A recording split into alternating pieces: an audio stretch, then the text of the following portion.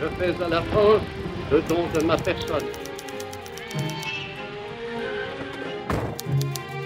Le salut de la patrie n'est que dans la victoire. C'est dans la France combattante que toute la France doit se rassembler.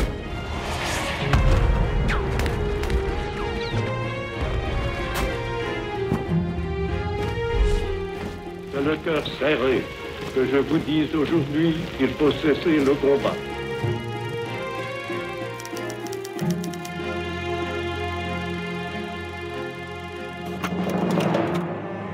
L'honneur des Français consiste à continuer la guerre aux côtés de leurs alliés, et nous sommes résolus à le faire.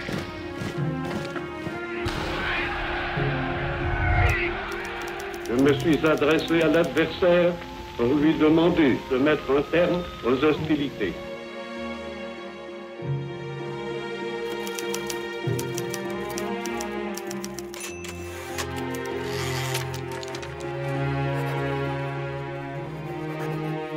Cette souveraineté lui impose de défendre son sol, d'éteindre les divergences de l'opinion.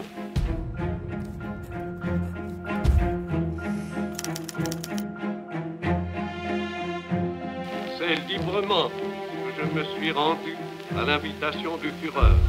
C'est dans l'honneur et pour maintenir l'unité française que j'entre aujourd'hui dans la voie de la collaboration.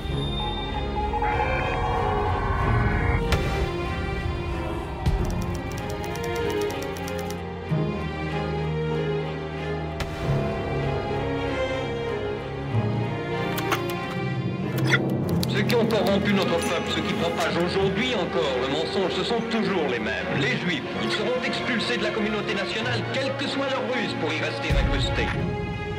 Cette politique est la mienne. C'est moi seul que l'histoire jugera.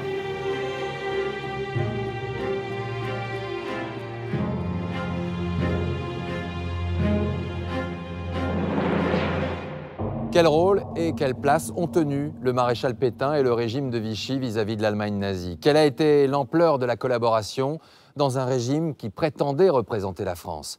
Cette question fait encore débat aujourd'hui. Commençons ce soir par les faits. Le 15 juillet 1942, la police française, sur ordre du gouvernement de Vichy, s'apprête à commettre l'un des pires crimes qu'aura connu le pays sous l'occupation. Dans quelques heures, des hommes en uniforme français vont arrêter plusieurs milliers de juifs dans différents quartiers de la capitale. Alors que s'est-il réellement passé ce jour-là? Plus de 70 ans après les faits, les rescapés, eux, n'ont rien oublié.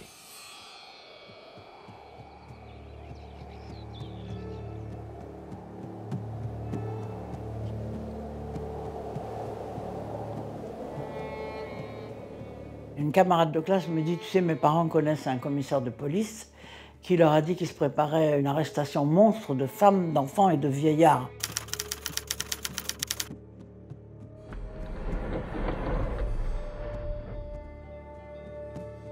On a eu un bruit qui a circulé entre nous, c'est-à-dire entre toutes ces familles juives qui se connaissaient, de bouche à oreille.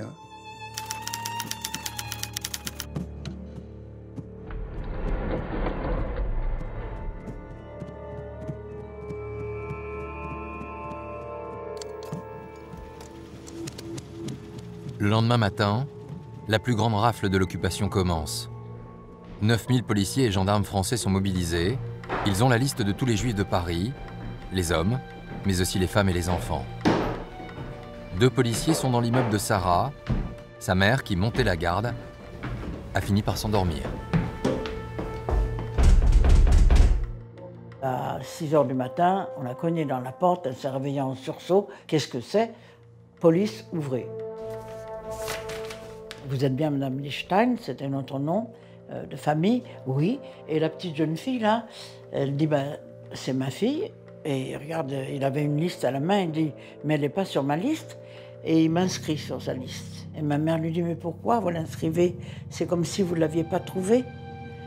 Il faut la laisser, c'est une enfant, laissez-la. Il n'a rien voulu savoir. Cet inspecteur, lui, il avait des œillères. Nous, qu'est-ce qu'on fait? On court en vitesse et on va se cacher dans les greniers. Et Ils nous ont couru derrière, ils ont été nous chercher dans les greniers. Vous faites une valise avec vos objets précieux et des lainages, vous emmenez des lainages. Voilà. En 2 jours, 13 000 Juifs sont arrêtés à Paris et en banlieue. Rassemblés dans les cours d'immeubles, ils sont embarqués dans des autobus. Les parents complètement désemparés, hagards, tenant à bout de bras des petits-enfants qui pleuraient, mal réveillés, c'était tôt le matin encore. L'autobus arrive, on est entassés comme des bêtes, avec nos valises dans les mains, et on était devenus des moins que rien. Les autobus s'arrêtent devant le Vélodrome d'Hiver, dans l'ouest de Paris. Avant la guerre, le Veldiv accueillait des courses cyclistes. Un vaste lieu clos, choisi pour rassembler les hommes, les femmes et les enfants raflés dans la journée. La verrière était peinte en bleu et ça donnait une lumière glauque. Les gens qui étaient assis là sur les gradins avaient l'air de fantômes verts. Je fais des cauchemars longtemps avec ces petits fantômes verts du Veldiv. Il n'y aura aucune émeute, aucun mouvement de révolte, parce que la majorité des personnes enfermées dans le Vélodrome font confiance aux policiers français. Même si certains commencent à se poser des questions. Quand on demandait aux policiers qu'est-ce qu'on va faire de nous, ils nous disaient on va vous envoyer travailler en Allemagne. Mais qu'est-ce que c'est que ça? C'est pas pour les travailler qu'on prend des bébés. C'est pas pour travailler qu'on va prendre des petits enfants. Ma mère m'a dit, écoute, c'est foutu, il faut que tu t'en ailles à la première occasion. Et ma mère me dit, c'est pas possible, là on nous a menti. Elle m'a donné ma carte d'alimentation. Elle m'a donné 100 francs, qui était une grosse somme. Et puis elle m'a dit, tu t'évades. Sarah et Léon parviendront à déjouer la surveillance des policiers. Sarah retrouvera sa mère qui s'évade elle aussi, mais Léon ne reverra jamais la sienne, restée à l'intérieur. Car pour les milliers de Juifs encore prisonniers du Veldiv, le cauchemar ne fait que commencer. Le 5e jour, on appelle les gens par haut-parleur. Vous allez quitter votre siège, vous allez vous rendre à la sortie et monter dans l'autobus.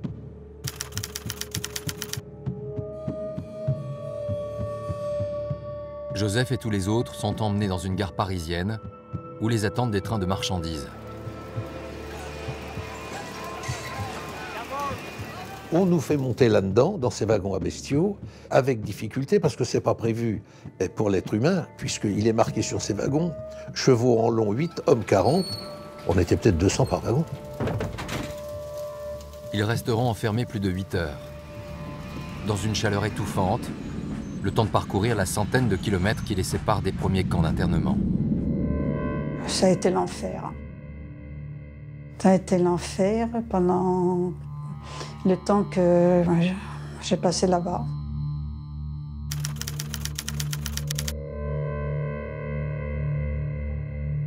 Il y avait les barbelés, il y avait les miradors, les chiens qui hurlaient. On était enfermés dans les baraquements, couchés sur de la paille. Malgré l'horreur des conditions de détention, certains gardent le sourire. Aucun soldat allemand en vue. Ce sont des policiers français qui gardent le camp. Tant qu'on était encadré par la police française, on avait confiance, il nous semblait que rien de grave ne pouvait nous arriver.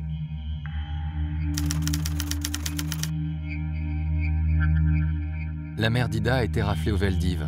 Ida, elle, est arrêtée 2 ans plus tard en province, persuadée qu'elle va retrouver sa mère dans le camp où on l'emmène. Jusqu'à ce qu'elle découvre la terrible réalité. Le jour le plus terrible, c'est le jour de la séparation des femmes et des enfants. Parce que là, il y a une apocalypse véritable qui s'abat sur le camp. J'étais accrochée à ma mère et je voulais pas qu'elle parte, c'est normal. Hein. Alors un gendarme tirait d'un côté, moi on me tirait de l'autre côté. Et puis finalement, après, ça s'est terminé par des jets d'eau pour nous séparer. On criait, on pleurait. C'est là que j'ai vu ma mère pour la dernière fois. Après cette scène de la déportation, nous n'existions plus. Nous ne réfléchissions plus. Je ne sais pas comment vous dire. Nous étions comme dissous. 9000 adultes, raflés le 16 juillet 1942 à Paris, seront livrés aux Allemands et envoyés vers les camps de la mort. Quelques jours plus tard, les 4000 enfants restés dans les camps français seront déportés à leur tour. Plus de 4000 enfants. Il n'y en a pas un qui est revenu. On a assassiné 4000 enfants en plein Paris. Joseph et Hélène ont réussi à s'échapper. Ida est envoyée à Auschwitz, mais elle sera sauvée par la fin de la guerre. Au total, plus de 75 000 Juifs de France seront déportés, avec la complicité de la police française et du gouvernement de Vichy. Si on n'avait pas senti une confiance comme ça dans la République en France, on se serait méfié, mais on avait absolument confiance. Oui, ça nous a perdus parce qu'on a eu confiance. J'en ai voulu à Pétain, au gouvernement de l'époque. Il n'y aurait pas eu ce gouvernement à l'époque, je n'aurais pas perdu ma mère, je n'aurais pas perdu mon enfance.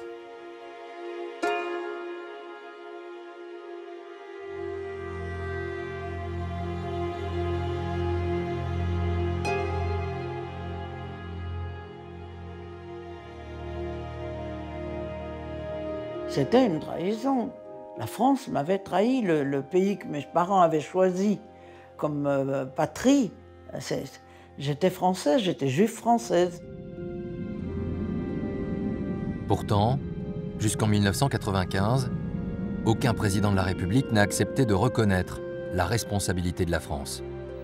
Le moment n'est-il pas venu de jeter le voile, d'oublier ces temps où les Français ne s'aimaient pas, s'entre-déchiraient et même s'entretuer? Non, la République n'a rien à voir à ça. Et j'estime que la France non plus n'en est pas responsable. Oui, la folie criminelle de l'occupant a été secondée par l'État français. Il aura fallu attendre 50 ans pour qu'un président de la République reconnaisse la complicité de la France dans la déportation et l'extermination des Juifs. La question essentielle est pourquoi un silence aussi long? C'est cette histoire que nous allons vous raconter, celle d'un mensonge, d'un secret enfoui pendant des décennies. C'est aussi l'histoire d'un homme, celle du maréchal Pétain, héros national qui a fini par trahir les valeurs de son pays, un destin qui sème encore le trouble dans la tête de nombreuses familles françaises. Alors comment en est-on arrivé à réécrire l'histoire en occultant ces années noires? Pourquoi les divisions et le malaise perdurent-ils encore aujourd'hui? Pour bien comprendre, il faut d'abord retourner en 1944, à l'époque où la France était fracturée.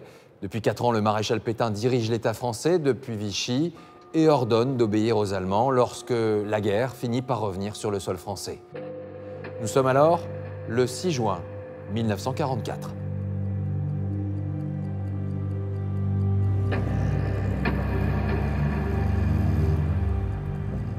Ce jour-là, le maréchal Pétain est sur la route de Saint-Étienne.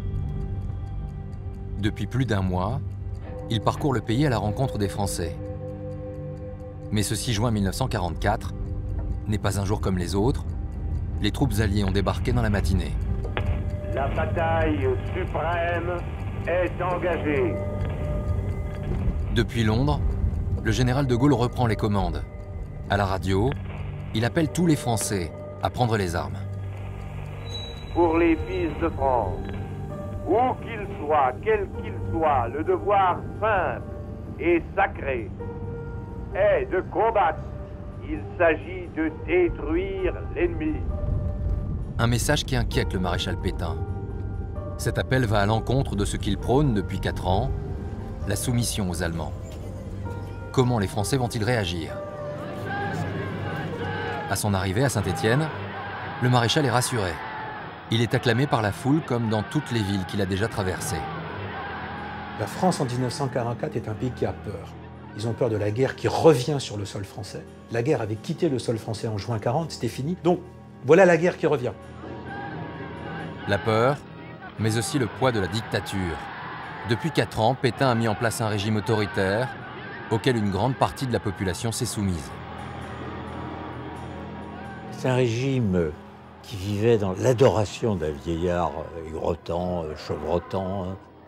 Partout des photos de lui dans les actualités.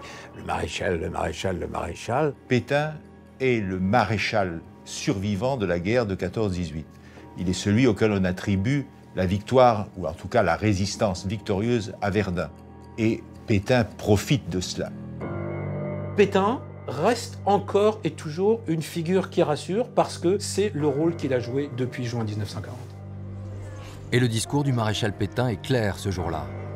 À l'inverse du général de Gaulle, il demande aux Français de rester neutres. Français, n'aggravez pas nos malheurs par des actes qui risqueraient d'appeler sur vous de tragiques représailles. Les circonstances de la bataille pourront conduire l'armée allemande à prendre des dispositions spéciales. Acceptez cette nécessité. 2 hommes, 2 discours, une majorité de Français qui s'interrogent, et puis 2 camps qui s'affrontent. D'un côté, la résistance, qui répond à l'appel du général de Gaulle. Elle vient grossir les rangs des forces alliées et fait reculer l'armée allemande jour après jour.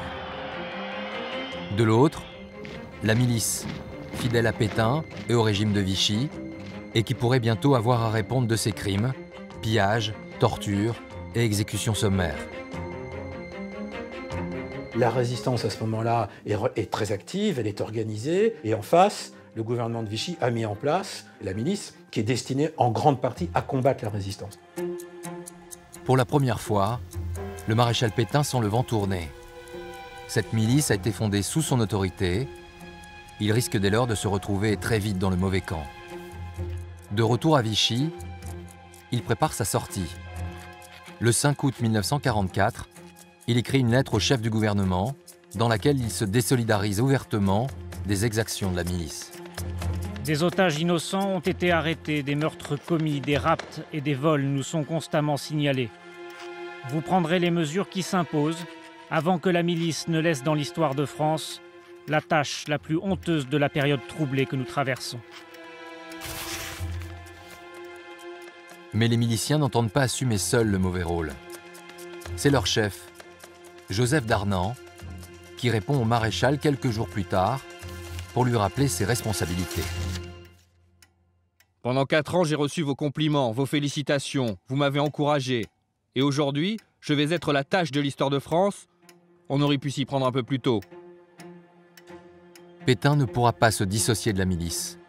Alors pour sauver son honneur, il tente une autre manœuvre.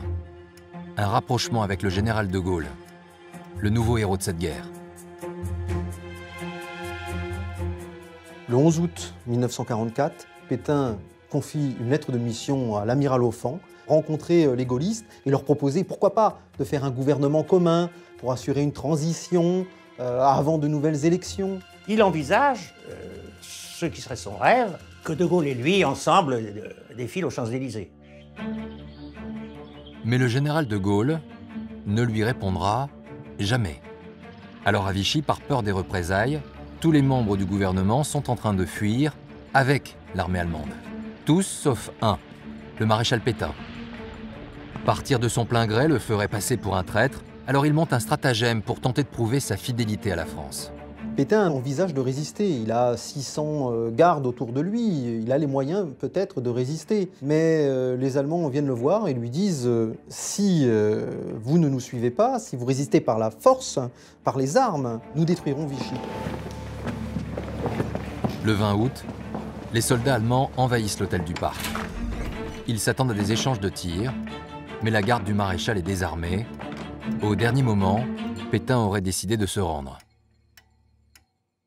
Pétain est en train de lasser ses souliers. Je sais, je suis votre prisonnier. Laissez-moi le temps de me préparer. Le maréchal Pétain sort de l'hôtel encadré par des soldats allemands. Mais avait-il vraiment l'intention de résister? La veille, il a lui-même prévenu les Vichysois pour qu'ils viennent assister en nombre à son arrestation. Il va tout faire pour faire en sorte qu'il y ait le maximum de témoins à l'hôtel du Parc le jour de son enlèvement. Il veut bien montrer qu'il est parti comme un prisonnier, et ça, il veut le faire acter.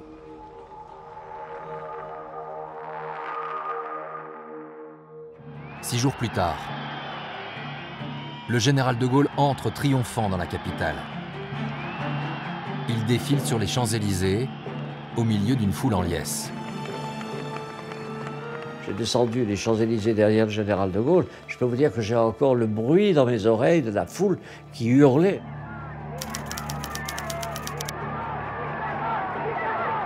Tous les gens étaient là. Ceux qui étaient pour Pétain avant, ils sont ralliés à de Gaulle. C'était délirant, délirant. De Gaulle incarne désormais le pouvoir aux yeux des Français. Mais pour reconstruire l'État, il a besoin de rassembler les forces du pays. Alors ce jour-là, il met en place un mythe fédérateur dans lequel la France de Vichy, la France de la collaboration, a tout simplement disparu. Paris martyrisé, mais Paris libéré. Libéré par son peuple avec le concours des armées de la France, avec l'appui et le concours de la France tout entière, c'est-à-dire de la France qui se bat, c'est-à-dire de la seule France, de la vraie France, de la France éternelle. On vibrait tous, quoi. Ce qu'ils disaient, c'était faux, mais c'était beau. On voulait y croire. L'un des éléments essentiels va consister à minorer, à sous-estimer l'ampleur de l'adhésion d'une partie de la population française à Pétain et à sa politique, enfin surtout à Pétain. Le mythe gaullien est salvateur. Il fallait, dans l'intérêt de la France, faire croire que dès le départ, l'immense majorité des Français était derrière lui.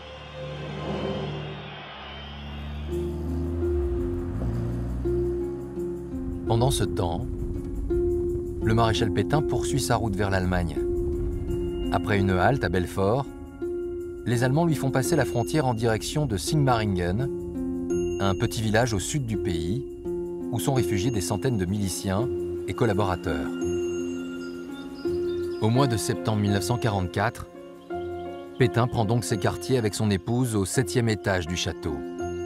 Dès son arrivée, le maréchal s'isole et ne parle à personne.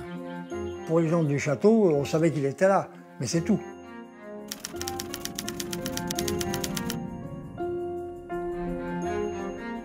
Il sortait tous les jours habillé pareil, il allait faire sa petite promenade, il revenait, il montait. Il essayait de ne pas trop rencontrer de gens parce qu'il n'avait pas envie de parler. À Sigmaringen, Pétain est surnommé l'homme invisible. Parfois, les gens du château l'aperçoivent quand il descend faire sa promenade quotidienne. Il voulait voir personne, il n'acceptait personne dans son étage. Hein. Quand quelqu'un voulait le voir, c'était pratiquement impossible, parce qu'il avait fermé sa porte. Fichez-moi la paix, foutez-moi la paix, restez-moi tranquille, je ne veux plus rien savoir de vous. Pétain préfère rester en retrait, car dans la cour du château, un groupe de collaborationnistes complote contre le général de Gaulle. À leur tête, Fernand de Brinon, grand admirateur d'Hitler. Il était le représentant de Vichy auprès des Allemands. Pour lui, la partie n'est pas terminée. Il veut former à Sigmaringen un gouvernement provisoire, prêt à reprendre le pouvoir en France si Hitler gagne la guerre. Mais pour cela, il a besoin de l'appui du maréchal. Pétain ne va jamais cautionner ce gouvernement, ne va jamais accepter d'en être véritablement le chef. Il se considère comme prisonnier, il se considère comme hors de toute activité politique. Pendant 6 mois, Philippe Pétain vit à l'écart de tous, jusqu'au 5 avril 1945, où une annonce à la radio va le faire bondir. Le 24 avril prochain, la Haute Cour de justice se réunira à Paris pour juger le maréchal Philippe Pétain. Actuellement détenu en Allemagne, le procès se tiendra en son absence. Pétain est furieux. Dans 19 jours, son procès va débuter sans lui. Ce qu'il refuse, ce sera d'être jugé sans pouvoir défendre son honneur. De son point de vue, il n'a rien à se reprocher, ce n'est pas un coupable, c'est un chef de l'État qui veut s'expliquer devant les Français, devant ses juges, pour expliquer à quel point sa politique était juste nécessaire et qu'il a contribué à sauver la France. Il écrit alors une lettre à l'attention d'Hitler pour qu'il accepte de le laisser rentrer en France. Mais le Führer ne lui répond pas. Il a d'autres préoccupations. Il est en train de perdre la guerre, retiré dans son bunker. Il vit ses dernières heures. On savait que c'était fini. Tout le monde savait, les Allemands les premiers. Tous ceux qui sont à Sigmaringen n'ont qu'une envie, c'est de fuir parce qu'ils risquent d'être arrêtés et fusillés en France. La seule idée, c'était de se tirer le plus loin possible et vite pour ne pas être arrêté. Hein. C'était ça. Hein. En avril 1945, après 8 mois d'exil en Allemagne, Philippe Pétain quitte Sigmaringen avec son épouse, escorté par la Gestapo. Pour rejoindre la France, il doit d'abord traverser la Suisse. Il est formidablement accueilli en Suisse. Ce n'est pas un jour comme les autres, c'est son anniversaire. Ce jour-là, il a 89 ans. Les gens lui offrent des chocolats, lui offrent des fleurs, des bouteilles de vin. Les Suisses ont dû avoir ou ont eu par la radio une vision positive du comportement du maréchal et aucun doute, il est acclamé comme s'il était en France. La France, qui va pourtant lui réserver un tout autre accueil. Au même moment à Paris, le général de Gaulle, nommé chef du gouvernement provisoire, vient d'apprendre que Pétain était en Suisse, en route pour la France. Et cela n'arrange pas ses affaires, car il voulait le juger en son absence.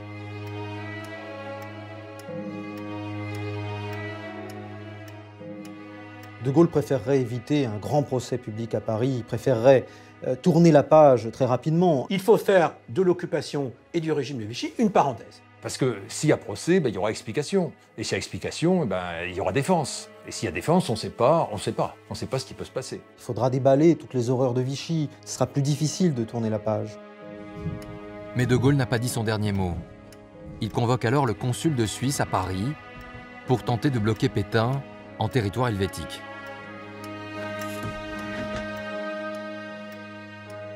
Le général de Gaulle a donc expliqué au consul de Suisse que la meilleure des solutions, ce serait que Pétain reste en Suisse. Les Suisses sont d'accord pour le garder. Il faut quand même que, d'un point de vue formel, on ait l'impression que la France a voulu le récupérer.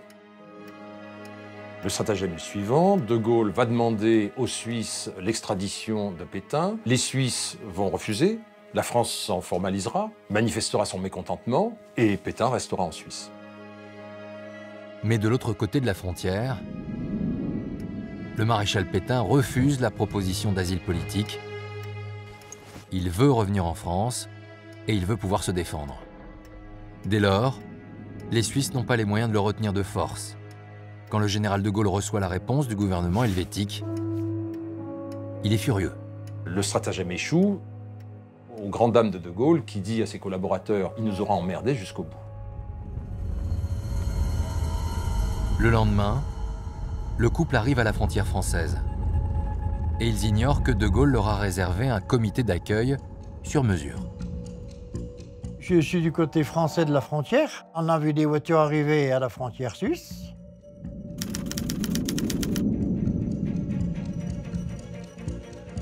Côté français, un officier attend la voiture.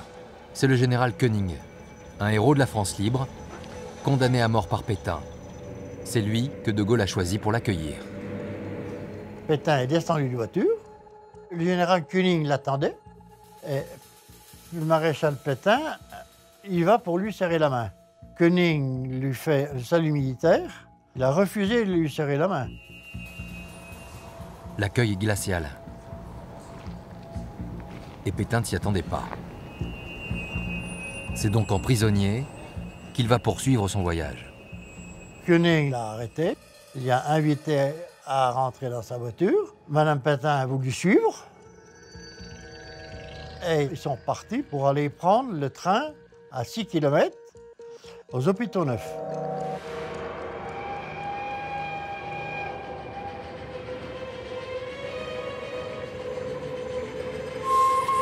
Tout au long du trajet, le maréchal va comprendre que son image auprès des Français a changé en son absence. Alors que le train fait un premier arrêt en gare de Pontarlier, le couple commence à entendre des bruits inquiétants venant de l'extérieur. Les cheminots avaient mis des pétards sur les rails pour manifester. Il y a eu des slogans dans la gare, « À mort Pétain », « Pétain au poteau »,« À mort le traître ». La femme de Pétain demande si c'est dans cette gare qu'ils vont être assassinés. Elle a vraiment peur que les manifestants viennent les lyncher. Pétain n'avait pas envisagé un tel accueil. 8 mois d'absence ont suffi pour libérer les Français du culte de sa personne. Les combats sont terminés, les résistants ont pris le pouvoir et les collabos sont considérés comme des traîtres. La grande épuration a déjà commencé. Cette épuration a été un phénomène d'ampleur. À peu près 1500 personnes ont été exécutées de manière légale. Je ne parle pas des 8 à 9 000 personnes qui ont été exécutées de manière sommaire. Arrivé à Paris, Pétain est mis aux arrêts. Son épouse décide de rester à ses côtés et c'est donc en couple qu'il intègre le fort de Montrouge, en banlieue parisienne. Le maréchal est enfermé dans une petite cellule. Il va y rester 3 semaines. Certains jours, il entend des coups de feu. Des collaborateurs condamnés à mort pour trahison sont exécutés dans la cour du fort. C'est dans ce climat délétère que le maréchal prépare sa défense avec ses 3 avocats. L'un d'entre eux souhaite plaider la sénilité, mais le plus jeune, Maître Izorni, s'y oppose catégoriquement. Il refuse cette défense lamentable parce que, pour une raison très simple, Pétain n'est pas rentré en France pour ça. Il est rentré pour s'expliquer. Ce n'est pas pour dire qu'il était gâteux et qu'il avait 2 heures de lucidité par jour. Il prend à part le maréchal et il lui dit, Monsieur le maréchal, la France qui vous aime, ceux qui vous ont suivi, ils veulent vous voir debout. Il faut que vous défendiez tous vos actes, même les plus désagréables. Voilà comment cet avocat de 34 ans, inconnu jusqu'ici, va gagner les faveurs du maréchal. Le destin de Pétain tient désormais entre ses mains. Un procès qui s'annonce donc, mais quel procès? Celui d'un homme, d'un régime, de la France qui a collaboré. Comment Pétain va-t-il se défendre? Comment va-t-il justifier la participation de Vichy, et donc la sienne, aux crimes commis? Autre question essentielle, dans quel état d'esprit sont les Français? Sont-ils prêts à tout entendre?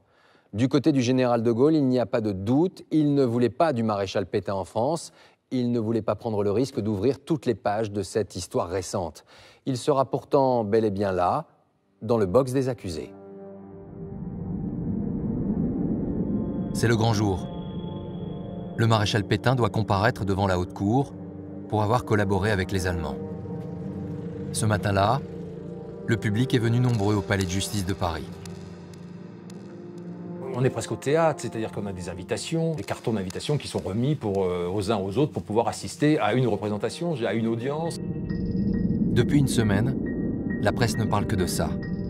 C'est le procès du siècle, celui d'un ancien chef d'État, d'un ancien héros, qui aurait trahi la France.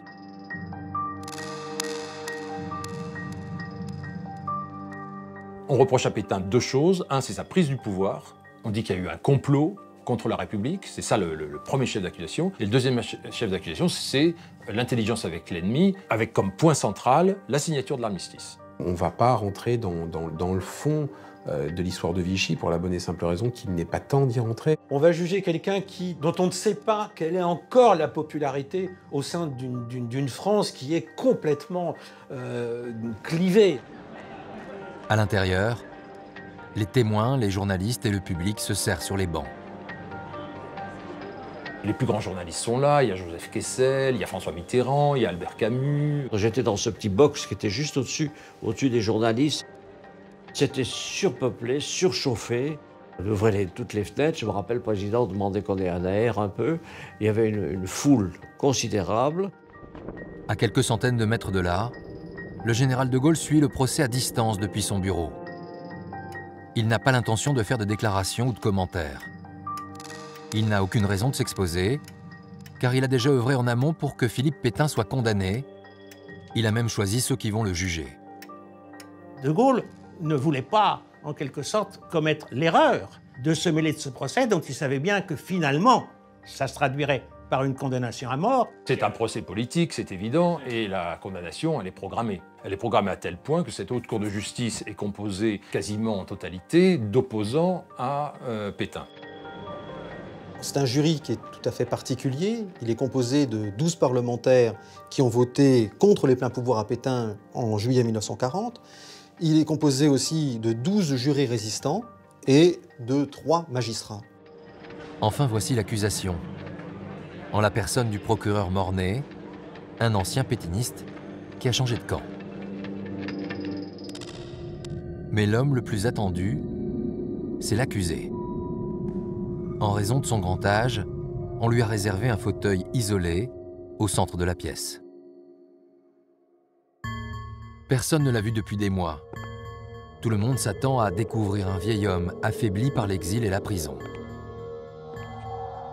Garde, faites entrer l'accusé.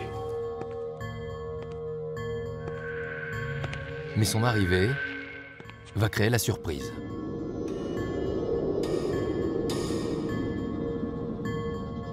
C'est un homme qui arrive tout droit, la tête fermement sur ses épaules, et vigoureux. Et pas du tout le vieillard voûté et bégayant qu'on imagine. Avec son képi d'or, ses gants blancs, il y a une espèce de respect spontané qui se fait, quoi. Il impressionne le public, il impressionne les jurés. Le maréchal Pétain n'a pas l'intention de faire profil bas. C'est en homme d'État qu'il souhaite se présenter devant la cour pour faire une déclaration.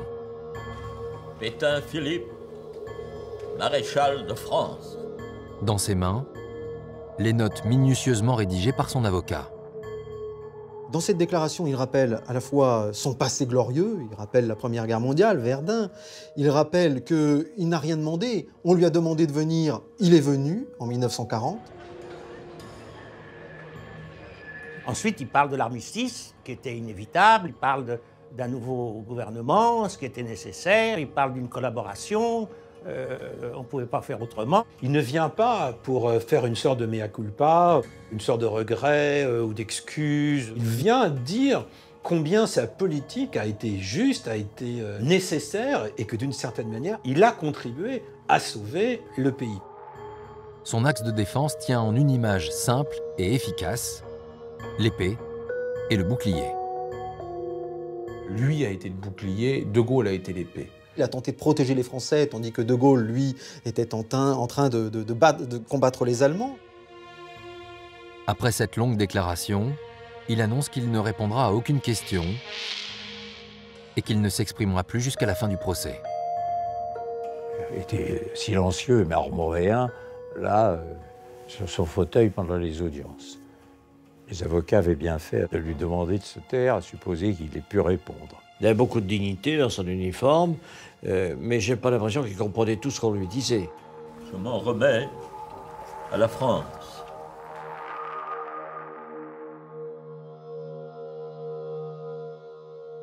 L'accusé s'est exprimé. Le défilé des témoins peut commencer. Le plus virulent s'appelle Léon Blum. Monsieur Léon Blum. Ancien président du Conseil, emprisonné par Pétain sous l'occupation, puis déporté en Allemagne. Pour lui, le maréchal n'est qu'un traître qui a abusé de la confiance que lui accordaient les Français. Les Français lui ont fait confiance et lui, il en a profité pour les détourner des voies de la résistance, pour les amener vers l'abdication, vers la soumission. Et si Pétain n'avait pas été là, les Français auraient pu se résister à l'occupant. Pétain écoute sans réagir. Il savait que ses anciens opposants n'allaient pas l'épargner. Mais il ne se doutait pas que ses propres collaborateurs allaient également témoigner contre lui. Au 10e jour du procès, un témoin surprise fait son entrée dans la salle d'audience. Pierre Laval, l'ancien chef du gouvernement, le principal artisan de la collaboration, vient juste d'être arrêté en Espagne. Et là, on a vraiment affaire à un homme complètement défait. Il avait maigri de 10 ou 15 kilos. Il déboule là, en plein milieu du procès, dans une atmosphère d'arène, quoi. Alors là, la tension est à son maximum, parce que Laval, c'est vraiment l'homme qui est exécré. Il est l'homme qui a déclaré publiquement souhaiter la victoire de l'Allemagne et qui a collaboré avec souvent beaucoup de zèle. Pétain prétend qu'il n'a jamais cautionné sa politique. Laval est venu rétablir la vérité. Il rappelle que, contrairement à ce que l'on dit, le maréchal et lui ont toujours été d'accord sur l'essentiel. Par exemple, la fameuse phrase « Je souhaite la victoire de l'Allemagne pour éviter celle du bolchevisme », Laval dit, cette phrase, je l'ai dit avec l'assentiment du maréchal. En entendant ces mots, Pétain sort du silence et s'insurge. Mais les propos de Laval sont confirmés par d'autres collaborateurs. Le 11 août, après 3 semaines de débat, arrive l'heure du réquisitoire. Juste avant l'audience, dans les couloirs du palais, pour la première fois depuis le début du procès, le maréchal Pétain avoue son inquiétude à son avocat. Pétain est un petit peu inquiet, il lui demande qu'est-ce qui va se passer. Et Izorni lui répond, n'ayez crainte, monsieur le maréchal, le procureur Mornay va demander votre tête avec la plus grande courtoisie. Le réquisitoire de Mornay est absolument implacable, vindicatif. Il s'en prend même à la personnalité de Pétain, en parlant d'une personnalité autoritaire, vaniteuse, recherchant le pouvoir. Donc il frappe très dur. Mornay accuse Pétain de trahison envers la France, et ça, le maréchal a du mal à l'accepter. L'accusé se tasse dans son fauteuil. Pétain, il n'a pas ce sentiment-là. Il ne pense pas avoir trahi la France. Et le procureur conclut sans surprise, en réclamant la peine de mort. Pétain n'a alors qu'une seule carte à jouer, la plaidoirie de son jeune avocat, Jacques Izorni. Izorni se lève, et là il plaide avec les bras tendus, juste au-dessus de Pétain qui est assis devant lui. Et il est blême, il est habité, il fait vivre aux jurés ce que sera l'agonie du maréchal, ce grand maréchal qui a servi la France. Il crée un sentiment assez extraordinaire. Les gens pleurent, il y a des jurés qui pleurent. L'avocat est parvenu à semer le doute dans la tête des jurés, qui doivent désormais se retirer pour délibérer. Ils vont y passer la nuit. Le maréchal est coupable, mais faut-il, oui ou non, le condamner à mort? Le président Mongibaud propose alors une peine de 5 ans de bannissement, c'est-à-dire d'exil du condamné. Et à ce moment-là, Pierre Bloch, l'un des jurés, a dit ça, c'est pas possible, j'exige qu'on vote tout de suite sur la peine de mort. Lui, il disait, maréchal ou pas, il s'est déshonoré. Il s'est fourvoyé avec les nazis pendant la guerre. Il n'est plus maréchal, il n'est plus rien. Donc, c'est la condamnation à mort. La discussion est enflammée. Les débats vont durer plus de 7 heures. Le sort du maréchal Pétain se joue à une seule voix d'écart. À 4 heures du matin, une sonnerie retentit dans le palais de justice. Tout le monde se dirige vers la salle d'audience. Les jurés arrivent. Le président Mongibaud donne lecture du verdict. Un verdict sans appel. La Haute Cour de justice condamne Pétain à la peine de mort, à l'indignité nationale et à la confiscation de tous ses biens. Quand Pétain entend qu'il est condamné à la peine de mort, il se tourne vers ses avocats et dit « C'est incroyable, c'est incroyable ». Il est dans le déni complet. Pour lui, il n'a rien fait de répréhensible. La condamnation à mort de Pétain est une peine infamante. Ça veut dire que la France, à ce moment-là, a condamné la tête. On a quand même jugé la tête de l'État. J'aurais été dans le jury, j'aurais voté la peine de mort. Je partageais le sentiment de tout le monde. C'était pas un sentiment de vengeance, mais quand même, on avait envie d'en finir, quoi. C'était la revanche. Pour le général de Gaulle, tout se passe comme prévu. Il peut désormais entrer en jeu. La Haute Cour a suggéré que la peine de mort pouvait être aménagée en raison de l'âge de l'accusé. C'est donc à de Gaulle de trancher, et il connaît déjà sa réponse. De Gaulle ne fera pas fusiller un vieux monsieur, même si ce vieux monsieur a été quelqu'un d'horrible. Il ne sera pas exécuté, bien sûr, il sera gracié. On n'exécute pas un ancien vainqueur de la Grande Guerre. Et si on le fusillait, on en aurait fait, pour la droite vichiste, extrême droite, une victime. Le général de Gaulle signe donc la grâce de Pétain. La condamnation est exemplaire et en même temps, il s'est montré clément envers le vieux maréchal. Chaque camp peut y trouver sa victoire. Il ne reste plus qu'à faire disparaître Pétain, ou tout du moins, sa représentation. Le procès terminé, de Gaulle laisse des consignes. La presse qui attend à la sortie du palais ne doit pas avoir une image du condamné. Quelques heures après le verdict, une ambulance sort par l'arrière du tribunal. Personne ne se doute que Philippe Pétain est caché à l'intérieur. Direction l'aérodrome de Villacoublay, où l'attend l'avion personnel du général de Gaulle, pour l'emmener vers une destination inconnue. Le procès n'a donc pas été celui du régime de Vichy, ni de sa participation à la Shoah. Pour le gouvernement, pas question que la France mette en lumière la trahison de ses valeurs, celle de la résistance et de la France libre. Reste cependant une trace, celle d'un malaise qui va s'installer sans pour le moment rejaillir. Nouvelle étape donc, Pétain-Gracier ne doit en aucun cas troubler cet espoir de concorde nationale. Ce visage qui occupa les esprits durant 4 ans à l'aide de la propagande doit disparaître. Le message est clair, pas d'image, pas d'interview et un exil pour ce détenu pas comme les autres, dans un lieu normalement inaccessible.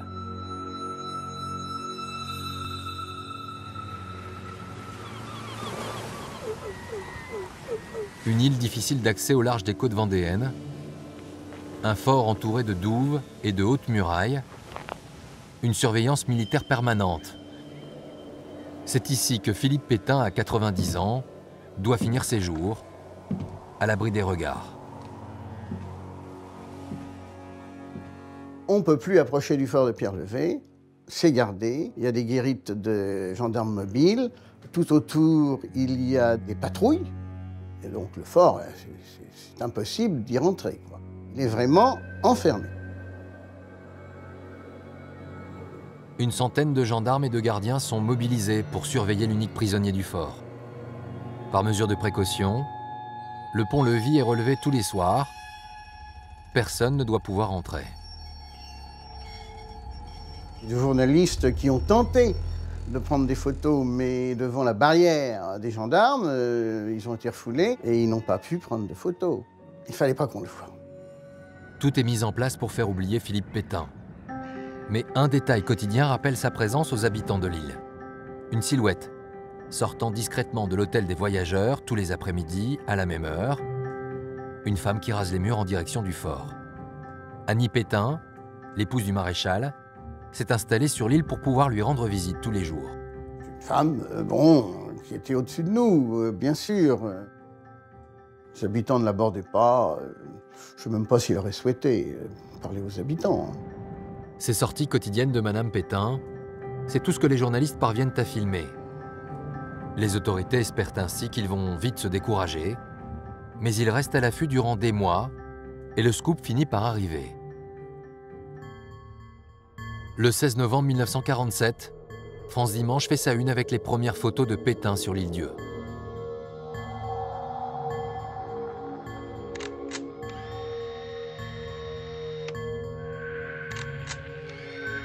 La fuite vient d'un ministère. Des photos et des documents secrets volés à l'administration pénitentiaire.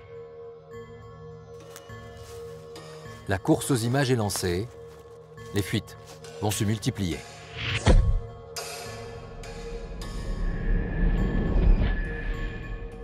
Les journalistes de l'époque ont soudoyé un des gardes pour qu'il prenne une photo du maréchal dans la cour du fort. Et au moment où il faisait sa petite promenade, il a pris le maréchal.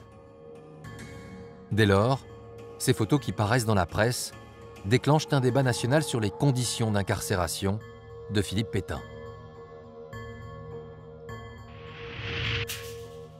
Une photo de Pétain en détention sur l'île-Dieu provoque un émoi, provoque de l'émoi. C'est un vieillard, il est âgé, il n'est pas malade à proprement parler, mais enfin, une détention pour un homme de cet âge, ça fait problème. Et donc il y a un problème d'image.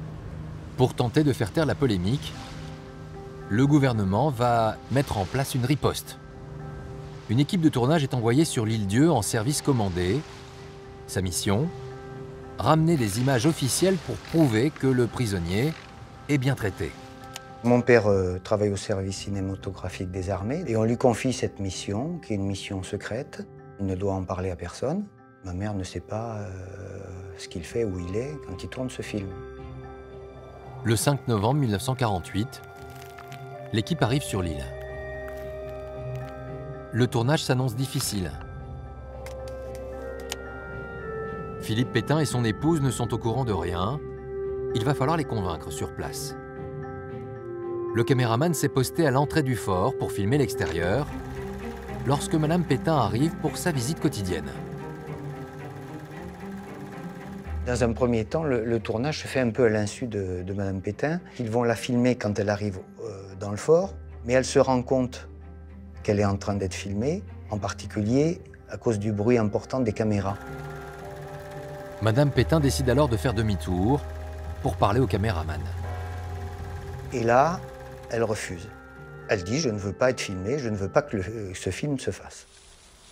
Mais l'ex-maréchal, lui, se laisse volontiers convaincre. Le tournage officiel peut commencer. Pétain est filmé du réveil au coucher. La plupart des situations sont mises en scène. On le filme en promenade avec le personnel pénitentiaire. On insiste sur les sourires, la bonne humeur, la complicité ici avec le directeur. On oublierait presque que Pétain est dans la cour d'une prison.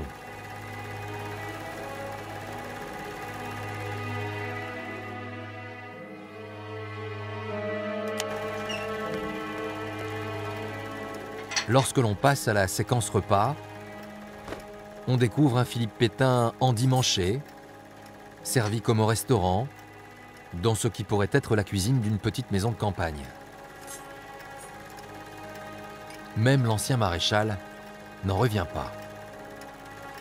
Pétain était très heureux que mon père vienne filmer le repas. Il lui disait « quand vous venez, monsieur, l'ordinaire est amélioré ». C'est-à-dire que le repas était meilleur.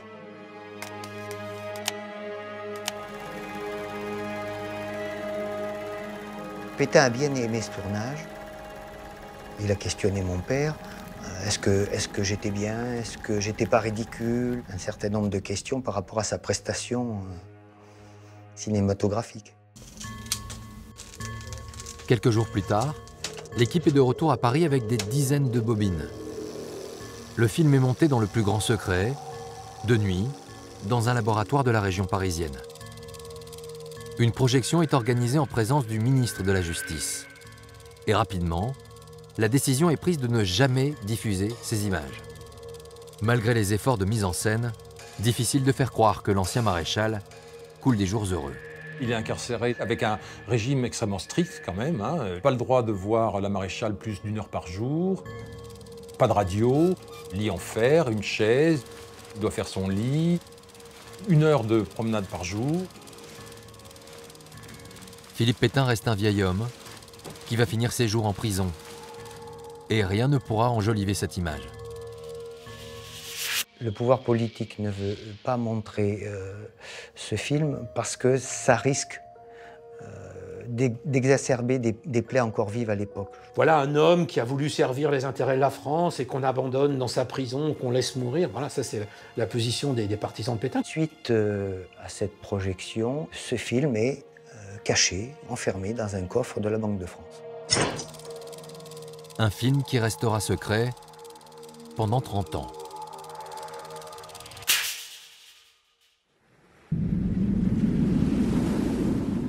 L'ancien maréchal finira donc ses jours ici, sur l'île Dieu, à refaire le monde avec les gardiens sans jamais émettre le moindre regret sur sa politique pendant l'occupation.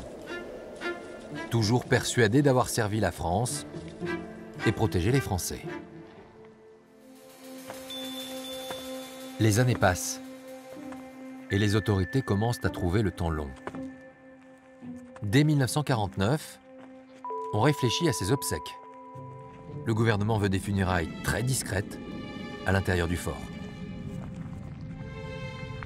Pas de cérémonie, pas de photos, l'inhumation à l'intérieur de la citadelle, dans un endroit non visible de l'extérieur et même pas visible par avion. Enfin, vraiment en catimini.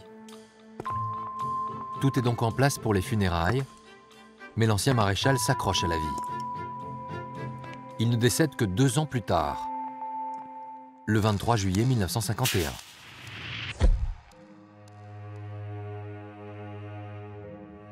Pétain a une longue vie.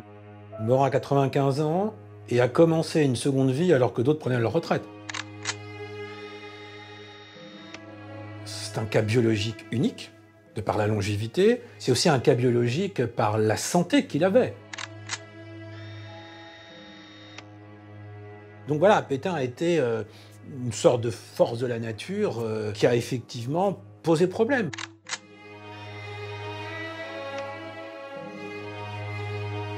Et finalement, ce jour-là, l'ex-maréchal aura des obsèques publiques. Le gouvernement a changé. Henri Queuille, le nouveau président du Conseil, influencé par l'avocat de Pétain, a accepté de le laisser partir avec les honneurs. On accepte une cérémonie, il y a 3 évêques qui viennent, on accepte le port de la médaille militaire sur le cercueil de Pétain. Sous un soleil de plomb, 1 millier de personnes viennent assister aux funérailles. Les habitants de l'île n'en reviennent pas. On était montés sur des chaises ou sur des tabourets parce qu'on n'était pas grand, puis il y avait... Bon, on n'avait jamais vu ça, hein, un cortège comme ça. Car le plus étonnant, c'est ce cortège qui accompagne la dépouille de l'ancien maréchal. Des représentants de l'Église, des anciens poilus de Verdun et quelques écharpes tricolores, celles de députés d'extrême droite, nostalgiques de Vichy. Aucun membre du gouvernement n'est venu, mais 6 ans après la guerre, il y a encore une France pétainiste, et elle s'est réunie ce jour-là à l'Île-Dieu. Pétain a été adoré, a été adulé sur l'occupation, et ensuite détesté.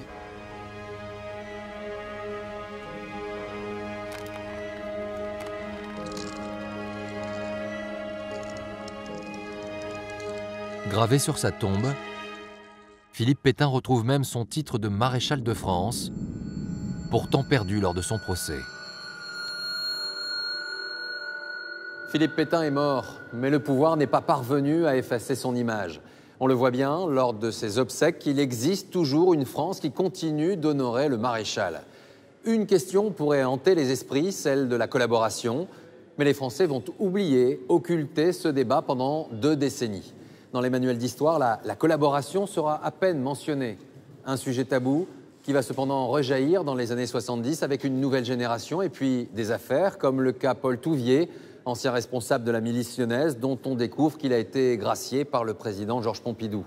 La collaboration, Vichy et puis Pétain qui vont ressurgir du passé. Après l'exil, la mort, la page aurait pu être définitivement tournée. Eh bien non, le maréchal est de retour dans l'actualité de manière inattendue.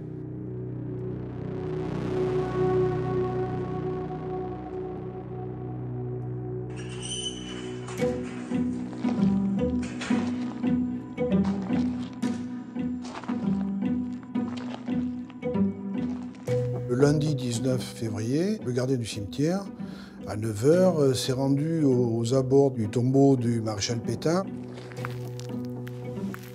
Il constate que la pierre tombale est un petit peu décalée d'1 centimètre et que sur le devant, des traces de ciment fraîches sont visibles. Donc ça l'intrigue.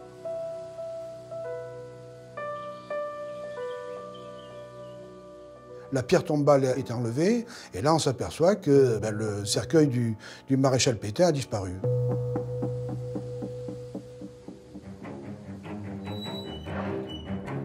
À Paris, le ministère de l'Intérieur est aussitôt alerté.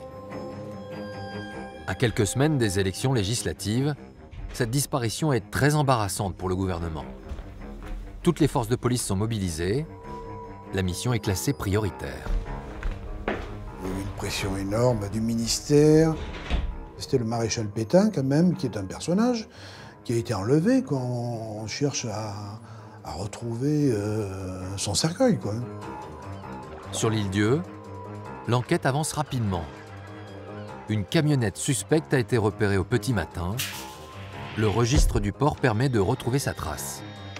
Une camionnette immatriculée en région parisienne qui était là depuis l'avant-veille et qui, le matin même, par le premier bateau, à 4 h du matin, a rejoint le continent. En quelques heures, l'un des passagers de la camionnette est identifié. Il s'agit d'un commerçant de Thiers, en banlieue parisienne. Un marbrier spécialiste des pierres tombales. Les enquêteurs se rendent immédiatement chez lui. J'étais dans mon magasin et au bout du couloir, je vois arriver 3 ou 4 policiers. Michel Dumas est emmené au 36 quai des Orfèvres pour être interrogé par les inspecteurs de la brigade criminelle. Le marbrier joue les innocents. Mais les enquêteurs ont une preuve de son implication, ou en tout cas de sa présence sur l'Île-Dieu le jour de l'enlèvement. On lui montre sous le nez une carte postale qu'il a écrite le lundi matin à l'aube. Et il y a son écriture à l'Île-Dieu, qu'il a envoyée à une de ses connaissances. J'avais envoyé quelques cartes postales de l'Île-Dieu à la famille. Il y a quelqu'un qui l'a donné à la police. Alors quand ils sont revenus avec la carte postale, ils disent « Voyez, vous étiez bien à l'Île-Dieu ». Michel Dumas avoue sa participation. Il dit avoir été engagé uniquement pour extraire le cercueil, sans laisser de traces. Il ne connaît pas la finalité de l'opération, ni les autres membres du commando. Il ment. Mais les inspecteurs n'ont aucun moyen de pression. L'enquête piétine. Il faudra attendre le lendemain matin pour qu'une nouvelle piste s'ouvre dans la presse. Un avocat d'extrême droite, maître Tixier-Vignancourt, a contacté les journalistes. Tixier-Vignancourt est le patron de l'Alliance républicaine, qui est le mouvement d'extrême droite qui correspond à ce qu'on pourrait appeler aujourd'hui le Front National. L'avocat prétend qu'il a reçu un appel anonyme des ravisseurs, un groupuscule de pétinistes désireux de ramener sa dépouille à Douaumont, près de Verdun, là où sont enterrés tous les héros de cette bataille. Policiers et journalistes se mettent immédiatement sur cette piste. Il y a des barrages qui sont sur toutes les routes qui donnent accès à Verdun, de manière vraiment à intercepter le commando. Tous les véhicules qui convergent sur Verdun sont contrôlés systématiquement. L'avocat est beaucoup plus impliqué qu'il ne le prétend. Il connaît les ravisseurs, il les a lui-même recrutés.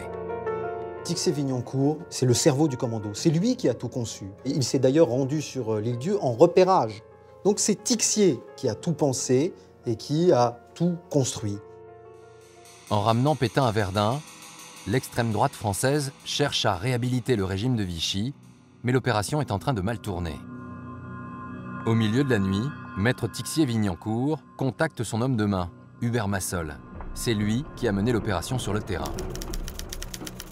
Alors que toutes les polices cherchent du côté de Verdun, Massol est à Paris. Et c'est ici qu'il a caché le cercueil du maréchal Pétain.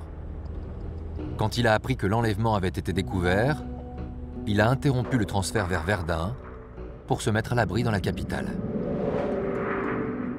Pour décider de la suite, l'homme de main et l'avocat se donnent rendez-vous au petit matin, dans les couloirs du palais de justice. Il me dit d'abord, l'affaire me paraît difficile. Et je ne sais pas comment on va s'en sortir. Ils sont sur les traces, je suis suivi partout, ils vont nous arrêter. Alors je lui dis, bah, écoutez, moi je crois que maintenant, il faut tenir l'initiative. L'avocat est au pied du mur, mais Massol a une idée. Organiser une conférence de presse pour faire pression sur le pouvoir politique. Il me dit, mon pauvre ami, il me dit, vous ne pouvez pas faire ça, vous êtes arrêté immédiatement. Je lui dis, viol de sépulture, parce que c'est comme ça qu'on appelait les choses, c'est combien pénalement? Et il me dit 1 an, minimum. Moi, je lui dis, mais 1 an minimum, je dis, on peut faire ça pour le maréchal. L'idée de se rendre à la police en convoquant la presse séduit l'avocat. Une arrestation entraînerait un procès et offrirait aux pétainistes la tribune dont ils rêvent depuis 20 ans. Tixier-Vignancourt imagine que ce procès sera un énorme procès politique, puisque ce ne sera pas seulement le procès d'un commando, ce sera le procès Pétain qu'on va rouvrir. En début d'après-midi, Hubert Massol contacte toute la presse parisienne. Le téléphone sonne dans la rédaction d'Europe 1. Je tombe sur un homme qui me dit, voilà, je suis le chef du commando qui a enlevé le cercueil du maréchal Pétain. Si vous voulez en savoir plus, rendez-vous au café Le Cristal, avenue de la Grande Armée. Terminé, et je coupais. À 17 h, quelques journalistes se rendent à l'invitation d'Hubert Massol. Il les attend à une table au milieu du café.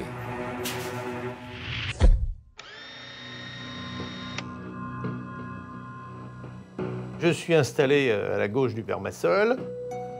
J'ai mon micro, je suis en train de poser des questions. Pourquoi vous avez fait ça? Alors là, il l'explique très très bien parce que c'est en fait ça qu'il a envie de raconter. Vous souhaitez que la dépouille du maréchal Pétain repose aux Invalides?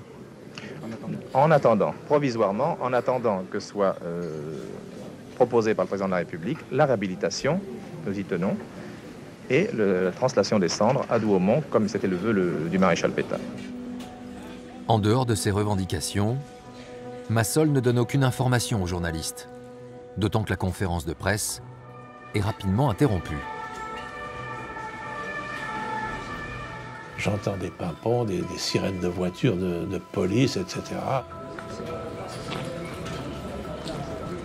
Il y a un brouhaha à un moment donné, et puis plusieurs personnes nous entourent, debout, et deux d'entre eux présentent leur plaque de police. Je dis, Monsieur Massol, je lui dis oui, police. Et je vois. Mais vous savez pourquoi nous sommes là? Je dis, mais monsieur le commissaire, je vous attendais. Ah voilà, la police, c'était... Je vais vous suivre, monsieur, bien évidemment. Vous êtes arrêté. Je suis arrêté. À son tour, Hubert Massol est conduit au quai des Orfèvres pour être interrogé.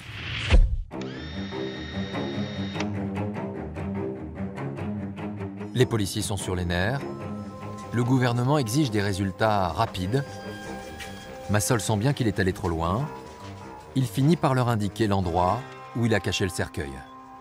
C'était peut-être pas une très bonne façon de mettre un président de la République au pied du mur. Je pense qu'en étant plus diplomate, on serait peut-être arrivé à quelque chose. En pleine nuit, un convoi quitte discrètement le quai des Orfèvres. Direction Saint-Ouen, au nord de Paris. Bien sûr, tout le monde était nerveux parce qu'on savait qu'on était près du but.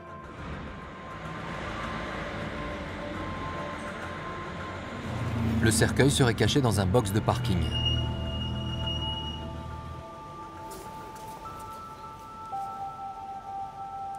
Les policiers forcent le cadenas. La camionnette est bien là. Et à l'intérieur, sous un tas de couvertures, quand on découvre le cercueil du maréchal, d'abord on pousse un soupir de soulagement. On sait qu'on vit un moment et quand même le maréchal Pétain est là. Quand même, il y a quelque chose, quoi. exhumée de son parking, la dépouille de l'ancien maréchal est ramenée sur l'île Dieu. Le 22 février 1973, Philippe Pétain est enterré pour la seconde fois, et là encore une cérémonie est organisée.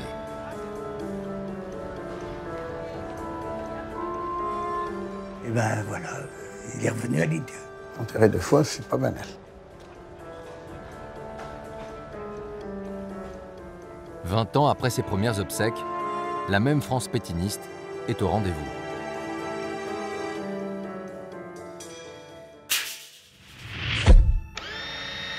Pendant ce temps, à Paris, l'avocat maître Tixier-Vignancourt reçoit la presse.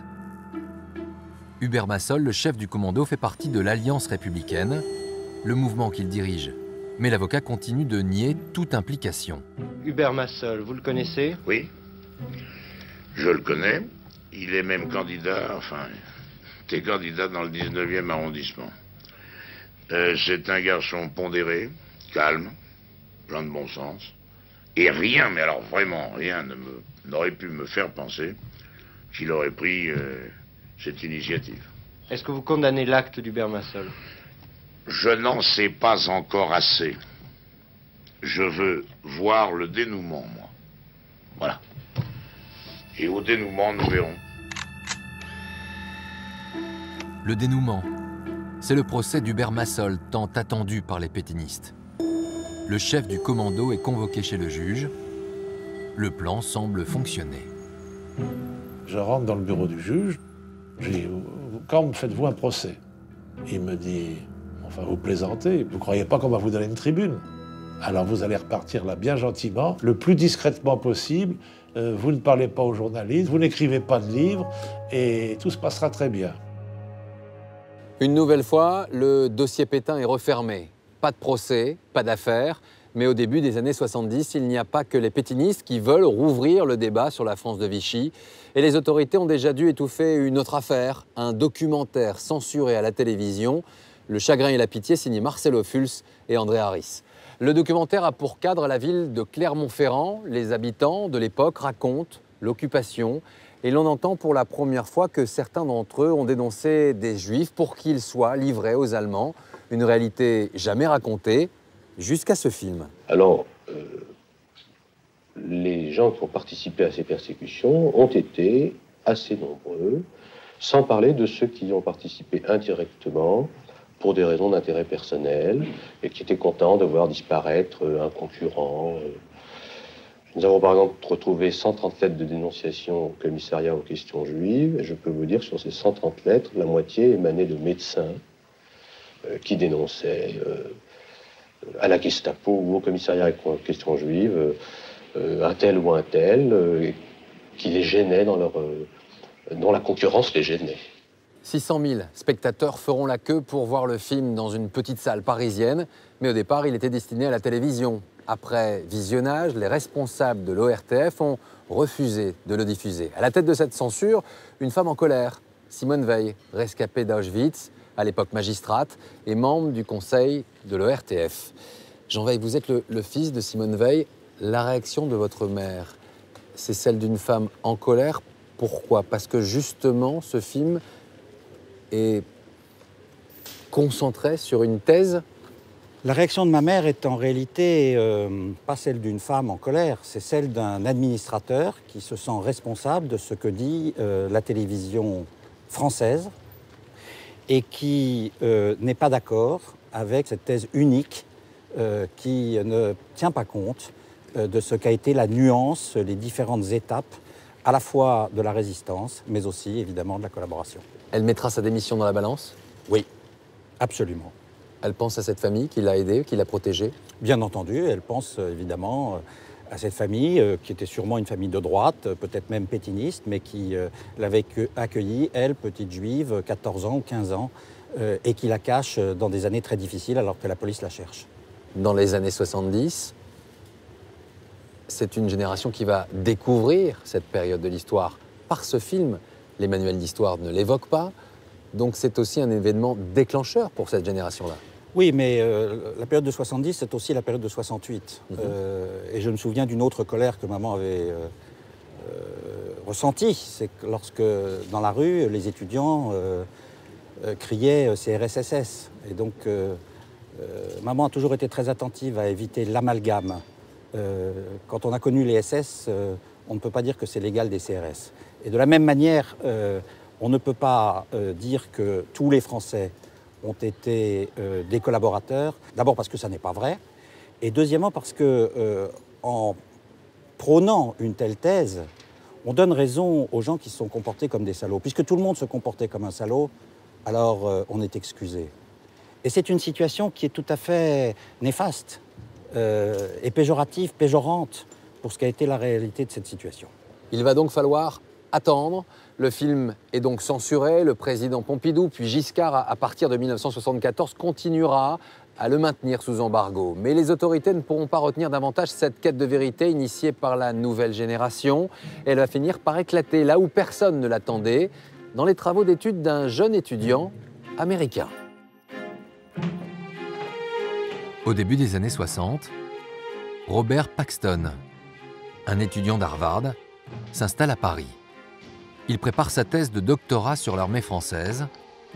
À l'époque, la France est en pleine ébullition avec la guerre d'Algérie. Mais son professeur d'université lui a conseillé d'orienter ses recherches sur une autre période de l'histoire contemporaine. Il m'a dit, monsieur, si vous vous intéressez à l'armée française, le moment le plus intéressant et le moins connu, c'est l'occupation.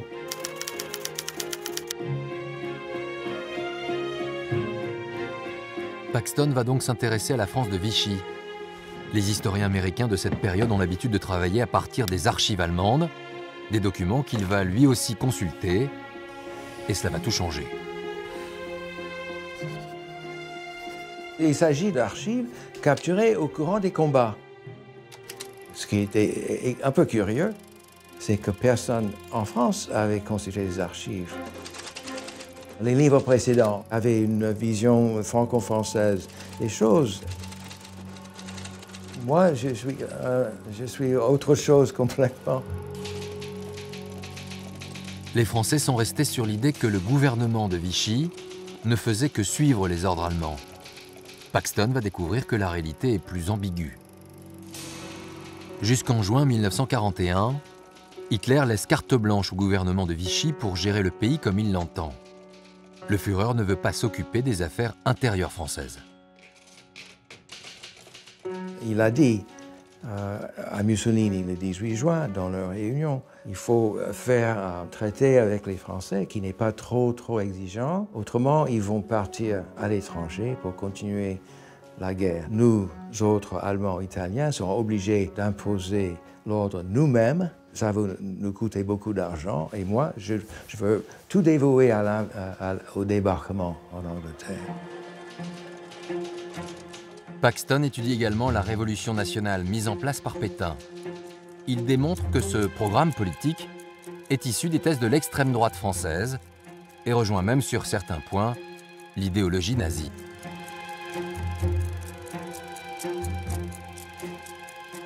Lui et ses premiers ministres, Laval et Darlan, ils étaient convaincus qu'Hitler avait gagné. Et si on peut persuader à Hitler que c'est à son intérêt d'accepter la France comme partenaire, ça sera à l'avantage de tout le monde. C'est donc de son propre chef que Pétain a ratifié une législation antisémite. Les Allemands ne lui ont rien demandé. Et quand les policiers français participent à la déportation des Juifs, les Allemands ne leur ont jamais ordonné d'enlever les enfants. L'initiative vient de Vichy, et plus particulièrement de Pierre Laval, le chef du gouvernement. Robert Paxton termine sa thèse à la fin des années 60, et il en extrait un livre, publié aux États-Unis. J'imaginais que les écrits d'un jeune historien étranger, lointain, ne pouvaient pas beaucoup intéresser les Français. Mais en 1973, alors que Pétain est de retour dans l'actualité avec l'enlèvement de son cercueil, un éditeur français publie le livre de Paxton, et sa sortie ne va pas passer inaperçue. Il dit des choses complètement inédites par rapport à l'image qu'on a de cette époque. Il va dire « la collaboration a été voulue par les Français, elle n'a pas été imposée par les nazis ». Ah, le régime de Vichy a collaboré à la solution finale. C'est un des pires crimes contre l'humanité qu'on puisse reprocher au régime de Vichy. Des enfants de 3 ans tenus à la main par des enfants de 7-8 ans, encadrés par des gardes mobiles montant dans des wagons de déportation. Mais quelle infamie, mais quelle ignominie. Les gens étaient incrédules. Certains des comptes rendus se moquaient du livre. Ils croyaient un canular. J'ai reçu une quantité de lettres. Souvent, les lecteurs français me disaient « Vous êtes étranger, donc vous ne comprenez rien ». Un livre qui relance le débat national. Et la télévision française finit par y consacrer sa plus grande émission de l'époque, Les dossiers de l'écran, d'Armand Jameau. Il n'y avait pas de film sur Pétain, il n'y avait rien. Paxton venait de sortir, lui, un bouquin sur Vichy. Lui avait donc de nouvelles choses à dire. Donc Jameau a dit « on va faire ça ». Et le jour de l'émission, la tension monte autour du programme. La production est en alerte. Le débat pourrait ne pas avoir lieu. Il y a des menaces certaines sur l'émission. Et les RG ont l'impression qu'il va y avoir des débordements et qu'on va empêcher l'émission. Cette possibilité de dialogue, eh ben, elle est considérée comme scandaleuse. Voilà, en 1976, ça reste encore un sujet chaud, pour le moins. C'est un véritable événement national qui doit se dérouler dans quelques instants sur Antenne 2. Et une fois de plus, à l'occasion des dossiers de l'écran, ce soir, le dossier d'Armand Jameau porte le titre suivant, Pétain. La seule évocation de ce nom a suffi pour soulever une tempête de protestations. L'émission doit démarrer juste après ce journal, mais dans le studio voisin, celui des dossiers de l'écran, un groupe de manifestants vient d'envahir le plateau.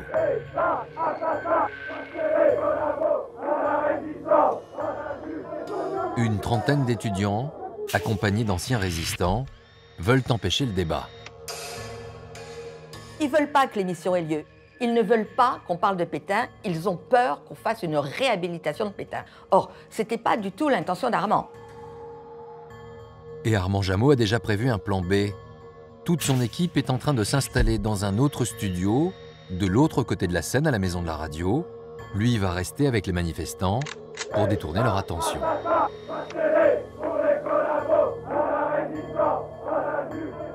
Jameau commence à leur parler en disant « Je ne comprends pas, écoutez l'émission, râlez après. De toute façon, Pétain est mort, c'est ni une réhabilitation, ni de nouveau un procès à charge. On essaye d'y voir clair. » Vous ne voulez pas comprendre que le combat de la télévision, aujourd'hui, c'est le combat de la liberté.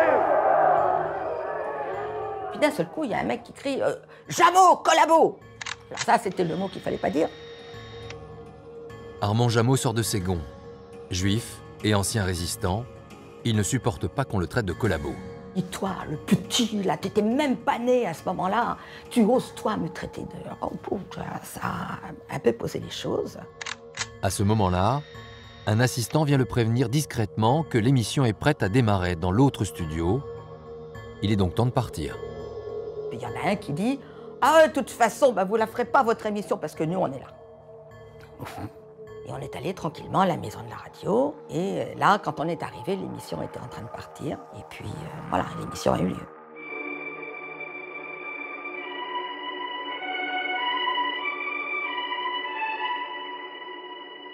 Madame, mademoiselle, monsieur, bonsoir. Nous avons un sensible retard sur notre horaire. Et vous voudrez bien nous en excuser. Assis à gauche du présentateur, Robert Paxton est invité en tant qu'historien. Son livre est devenu une référence. Moi, j'avais le trac. Je crois que c'est la première fois que je participe à une émission de télévision. J'étais terrifié, j'étais paralysé par la peur.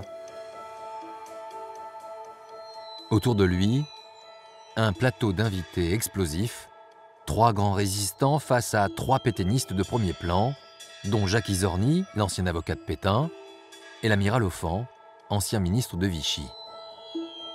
Paxton entre directement dans le débat en rappelant que les lois anti-juives ont été initiées par Pétain et non par les Allemands. Au moment de la loi du 4 octobre 1940 sur les Juifs, il n'y avait aucune exigence allemande du tout sur ce sujet. C'était une initiative purement française. La thèse de Paxton va très vite faire bondir l'amiral Offand, défenseur de la mémoire du maréchal Pétain.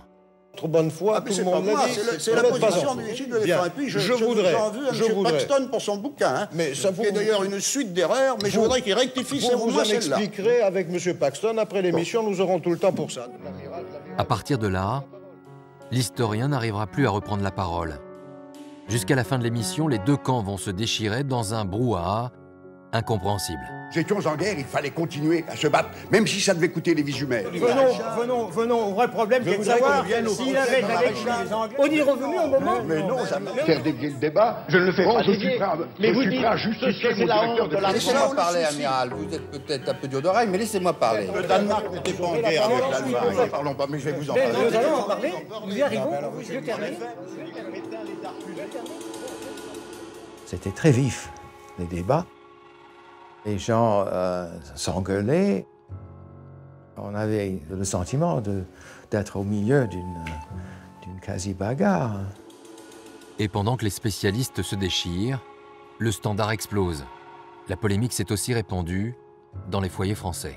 Il y a une téléspectatrice qui dit « J'ai honte d'être français, je ne comprends pas pourquoi on remet en question ce qui s'est passé.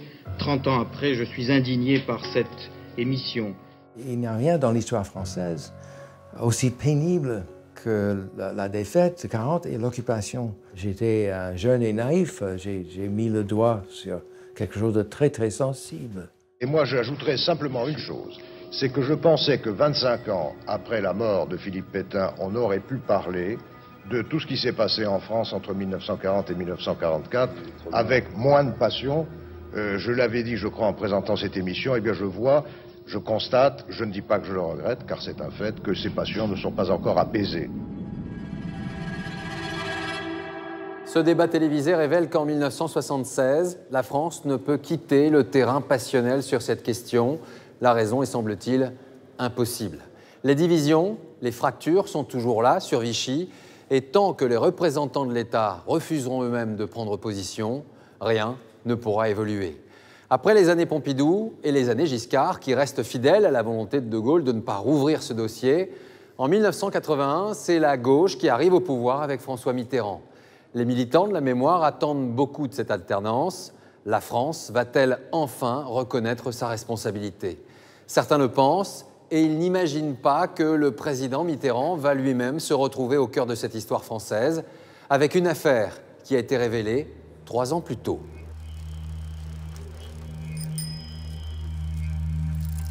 En octobre 1978, un nouveau numéro de l'Express sort en kiosque.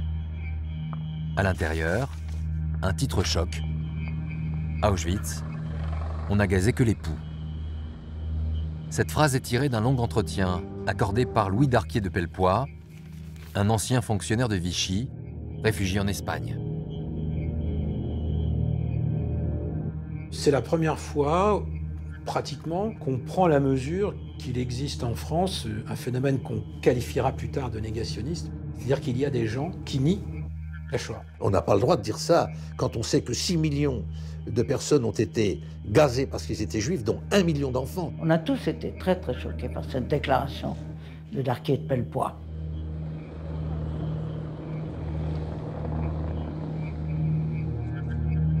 Car au-delà des propos négationnistes de Darquier, il y a dans cette interview une phrase qui attire l'attention.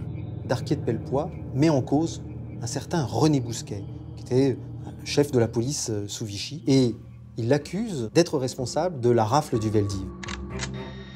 La grande rafle, c'est Bousquet qui l'a organisée, de A à Z. Bousquet était le chef de la police. C'est lui qui a tout fait. Darquier, qui haïssait Bousquet, a révélé tout ce que Bousquet avait soigneusement, jusque-là, caché. Et ça a fait sensation. Et pour cause, après Vichy, René Bousquet est devenu un banquier influent et un homme de presse. En 1978, il a des relations dans toute la haute société. Il était dans le conseil d'administration de la Dépêche du Midi. Il était un membre actif et du parti radical de gauche. Il était partout. On le voyait dans des soirées. C'est un haut personnage qui a eu probablement une responsabilité écrasante dans la déportation de près de 75 000 personnes, de juifs. Donc tout est là pour faire de l'affaire Bousquet une affaire majeure. Les historiens savaient que Bousquet avait travaillé pour Pétain et Vichy, mais il avait aussi aidé la résistance. Jugé en 1949, il avait été acquitté. Même s'il avait été chef de la police sous Vichy, il avait, à partir de 1943, assuré ses arrières en facilitant, donnant des papiers à la résistance. Ce qui fait qu'au moment de l'épuration, il a été défendu et eh bien, il a réussi à éviter les condamnations. La justice l'a épargné en 1949, mais en 1978, c'est l'opinion publique qui le condamne. Son comportement tragique est arrivé à la conscience publique et à ce moment-là, on n'a plus voulu le fréquenter. Lâché par le monde des affaires, René Bousquet démissionne de tous ses postes et tente de se faire oublier. Mais un homme va tout mettre en œuvre pour faire rouvrir son procès. C'est l'avocat Serge Klarsfeld.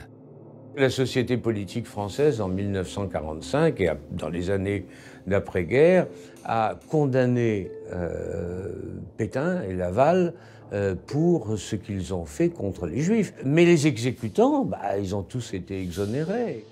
Depuis le début des années 70, l'avocat et son épouse traquent les anciens nazis qui ont fui à travers le monde. Mais ils ne s'étaient pas encore intéressés à leurs complices de Vichy. Et il va s'atteler à la tâche, et c'est lui qui va monter, en gros, les dossiers, ou il va aider la justice à les monter. Bousquet ne pouvait pas être jugé 2 fois pour la même chose. Il fallait trouver des documents nouveaux, mais je n'avais pas de documents nouveaux en 1978. Pendant des années, l'avocat fouille dans les archives, à la recherche de nouvelles preuves contre Bousquet, et finit par tomber sur 2 documents inédits. Le premier est le compte-rendu d'une réunion entre le chef de la police de Vichy et des officiers allemands, une réunion organisée 2 semaines avant la rafle du Veldiv. Les Allemands n'ont pas les hommes pour mener la rafle, ils ont besoin de la police française. Et quand ils ont rencontré Bousquet, qui était le fleuron de l'administration préfectorale, eh bien, ils ont eu confiance dans un homme qui les a impressionnés. Bousquet se déclare prêt à faire arrêter dans toute la France un nombre de juifs de nationalité étrangère correspondant aux chiffres souhaités par nous. Ce jour-là, malgré les réticences de Vichy, Bousquet accepte de prendre en charge les rafles avec la police d'État. Le deuxième document est un télégramme secret de Bousquet adressé au préfet de la zone libre. Il ordonne la déportation des enfants en bas âge. Les enfants de moins de 4 ans étaient jusqu'à là exempts et leur famille aussi de la déportation. Il abaisse l'âge à 2 ans. Un certain nombre de familles juives sont parties de zone libre vers Drancy et vers Auschwitz.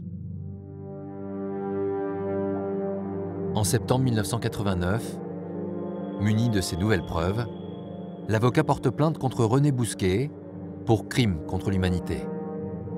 Une fois encore, le régime de Vichy revient dans l'actualité.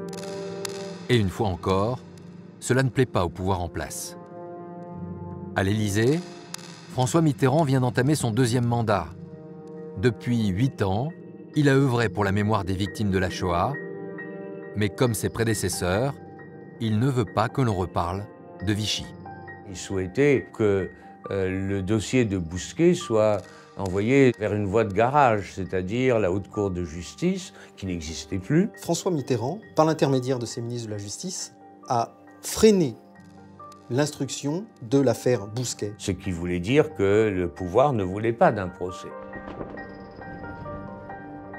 Mais Serge Klarsfeld n'a pas l'intention d'abdiquer. François Mitterrand veut l'empêcher d'aller au bout, qu'à cela ne tienne. L'avocat entre en conflit ouvert avec le chef de l'État. Il attend avec impatience sa prochaine prise de position sur ce sujet. Et tout cela va très vite arriver. Le 14 juillet 1992, lors de la traditionnelle Garden Party de l'Élysée, nous sommes l'année du 50e anniversaire de la rafle du Veldiv. Cette question va donc être abordée durant la traditionnelle interview. Et ce jour-là, le président de la République refuse d'admettre à son tour la responsabilité de la France dans la déportation.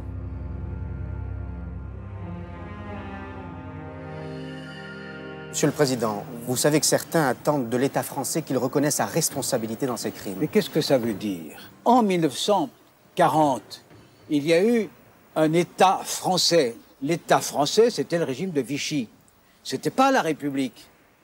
Et à cet État français, on doit demander des comptes. Mais sur le plan du droit, on peut dire que la République a fait ce qu'elle devait. Qu'est-ce que dit François Mitterrand? La République n'a pas à reconnaître les crimes de Vichy, c'est la position officielle depuis quasiment 1944. La République n'est pas responsable de ce qu'a fait Vichy. La République n'a pas à s'excuser. Il était, Mitterrand, le président de la République. Tout le monde oublie que la première victime du maréchal Pétain, c'est la République. La République, elle disparaît quand Pétain prend le pouvoir et elle réapparaît quand le général de Gaulle est à l'hôtel de ville. Entre les deux, c'est Vichy, l'État français. Et ce sont des crimes de cet État. Et le président de la République, tant qu'il est au pouvoir, ne peut pas déclarer criminel ni dire que la République a une responsabilité dans ce que sont des crimes de Vichy. Mais d'autres ont du mal à comprendre cette position et Serge Klarsfeld va en profiter. 2 jours plus tard, François Mitterrand doit assister à la commémoration du Veldiv.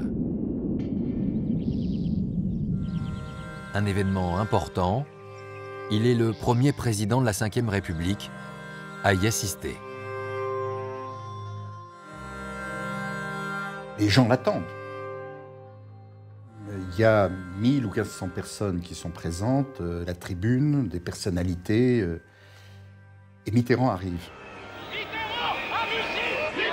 Au milieu de la foule, Serge Klarsfeld a placé ses militants. L'arrivée du président provoque un vent de protestation. C'est pas toute la foule qui siffle Mitterrand. Ce sont des militants engagés. Ce sont nos militants qui ont sifflé le président de la République. C'est notre conscience qui nous a dicté de faire ce scandale. La violence n'était pas que verbale. On avait le sentiment qu'il pouvait arriver n'importe quoi, y compris que le président de la République soit molesté. Enfin, c'était terrible. La scène tourne au règlement de compte.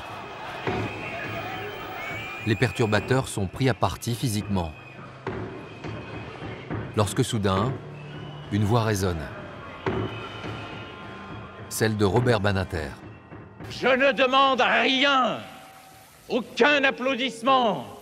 Je ne demande que le silence, que les morts appellent. J'étais à côté de lui. Badinter s'est mis en colère. Il a pris le micro. Il s'est mis à crier et à fustiger ces jeunes. Vous m'avez fait honte. Vous m'avez fait honte en pensant à ce qui s'est passé là. Vous m'avez fait honte. Ce que je veux marquer, c'est qu'à cet instant-là, ces hurlements étaient obscènes. C'était des morts dont il était question. Et il se trouvait des militants juifs pour brailler des slogans politiques comme si on était dans un meeting. Et pour moi, c'était un sacrilège. J'étais déjà entièrement en proie à une émotion très forte, mais c'était un sacrilège. Quoi? Les morts nous écoutent? Les mots de l'ancien garde des Sceaux vont faire oublier François Mitterrand, qui ne s'exprimera pas ce jour-là. Serge Klarsfeld n'a pas réussi à lui forcer la main, alors il va l'attaquer sur un autre terrain. L'avocat a découvert que le président faisait fleurir la tombe du maréchal Pétain tous les 11 novembre depuis 1986. Ce n'est pas le premier président à le faire, mais à la différence de ses prédécesseurs, François Mitterrand le fait chaque année. Mitterrand était né en 1916, ça avait un sens pour lui, les maréchaux importants. Je pense qu'il a une réaction de génération, c'est de dire on ne peut pas considérer que l'histoire personnelle de Pétain, qui a été un homme important de l'histoire de France, qu'on le veuille ou pas, commence en juin 40. Cette histoire a commencé bien avant. Il faut rendre à Pétain la totalité de sa biographie, même si ça ne nous fait pas plaisir de savoir qu'il a été un héros avant d'être un salaud. Cet honneur rendu par la République à Pétain, Maître Klarsfeld le juge insupportable. Alors, il rejoint l'Île-Dieu, accompagné d'une quarantaine de militants. Le 11 novembre 1992, nous étions à l'Île-Dieu avec l'Union des étudiants juifs de France et nous avons veillé à ce que la gerbe ne soit pas déposée. Les manifestants attendent devant le cimetière avec leurs pancartes de protestation. Mais ce jour-là, personne ne vient déposer de gerbe et les militants repartent par le dernier bateau. François Mitterrand aurait-il renoncé? Pas vraiment. Dès qu'on est parti en hélicoptère, le préfet du département est arrivé avec la gerbe de François Mitterrand et l'a déposée sur la tombe de Pétain. C'est inacceptable. Un président de la République qui va fleurir la tombe d'un type qui, comme Pétain, a serré la main de Hitler à Montoire. Mais ça devrait être interdit, mais violemment. On a fait une grande manif le lendemain à l'emplacement du Veldiv et j'ai commandé chez le plus grand fleuriste de Paris une gigantesque gerbe en forme de francisque à François Mitterrand avec toute ma reconnaissance, Philippe Pétain. C'était un très grand scandale et Mitterrand était assez intelligent pour réparer les scandales. À partir de ce jour, le président ne fera plus fleurir la tombe du maréchal Pétain. Mais Serge Klarsfeld va obtenir une victoire plus importante. Hasard ou coïncidence, au même moment, la justice vient d'accepter de rouvrir le procès Bousquet. J'ai été soulagé parce que la justice a publié le réquisitoire définitif. En lisant ces 50 pages, on se rendait compte que Bousquet aurait été condamné. Aurait été condamné, car ce procès n'aura jamais lieu.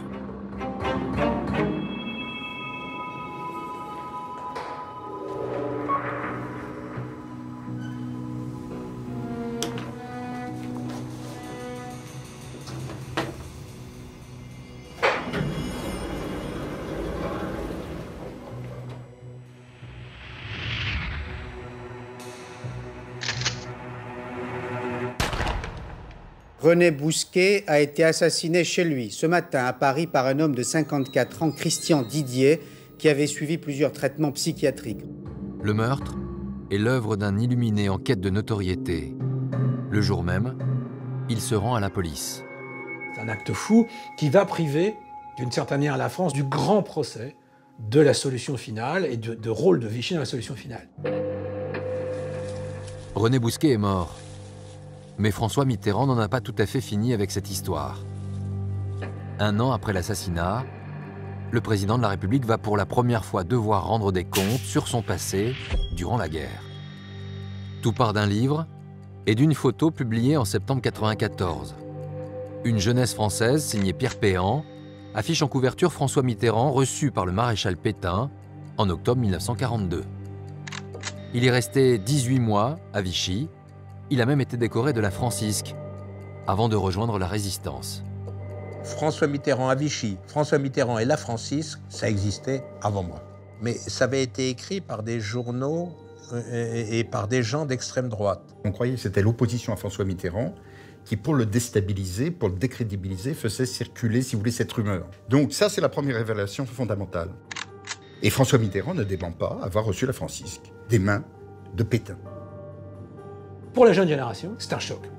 L'image de François Mitterrand s'éternit, même si, fondamentalement, le fait qu'il ait dirigé un mouvement de résistance entre 1943 et 1944 est certainement beaucoup plus important que le rôle qu'il a pu exercer à Vichy. Mais voilà, il n'a pas dit toute la vérité, il a caché un certain nombre de choses. Mais Pierre Péan révèle un autre secret, encore plus dérangeant. La relation entre François Mitterrand et René Bousquet. En marge du livre, une photo ressurgit dans la presse. On y voit François Mitterrand dans sa maison de campagne à Latché en 1974. Il est entouré d'amis, et parmi eux, René Bousquet.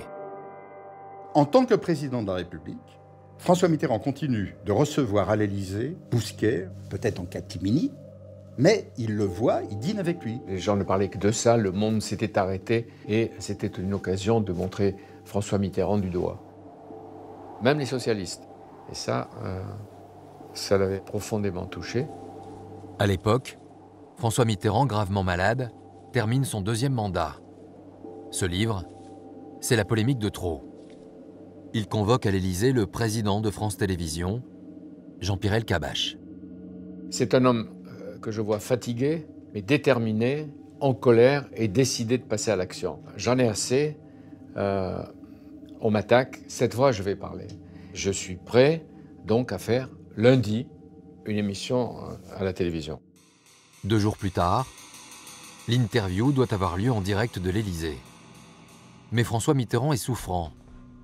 1 heure avant l'émission, Jean-Pierre Elkabbach est appelé à son chevet. J'ai vu une scène que je n'oublierai jamais. Il était là, allongé, mais allongé comme un gisant, les 2 mains sur le corps. Je me dis, mais c'est pas possible, on va faire l'émission dans 1 heure. Il est allongé là, peut-être moribond, en pleine souffrance. On était évidemment un peu angoissé, mais on avait le sentiment qu'il fallait qu'il fasse cette émission. Ça reflétait ce qu'était Mitterrand. Il avait donné rendez-vous aux Français, il fallait qu'il soit là.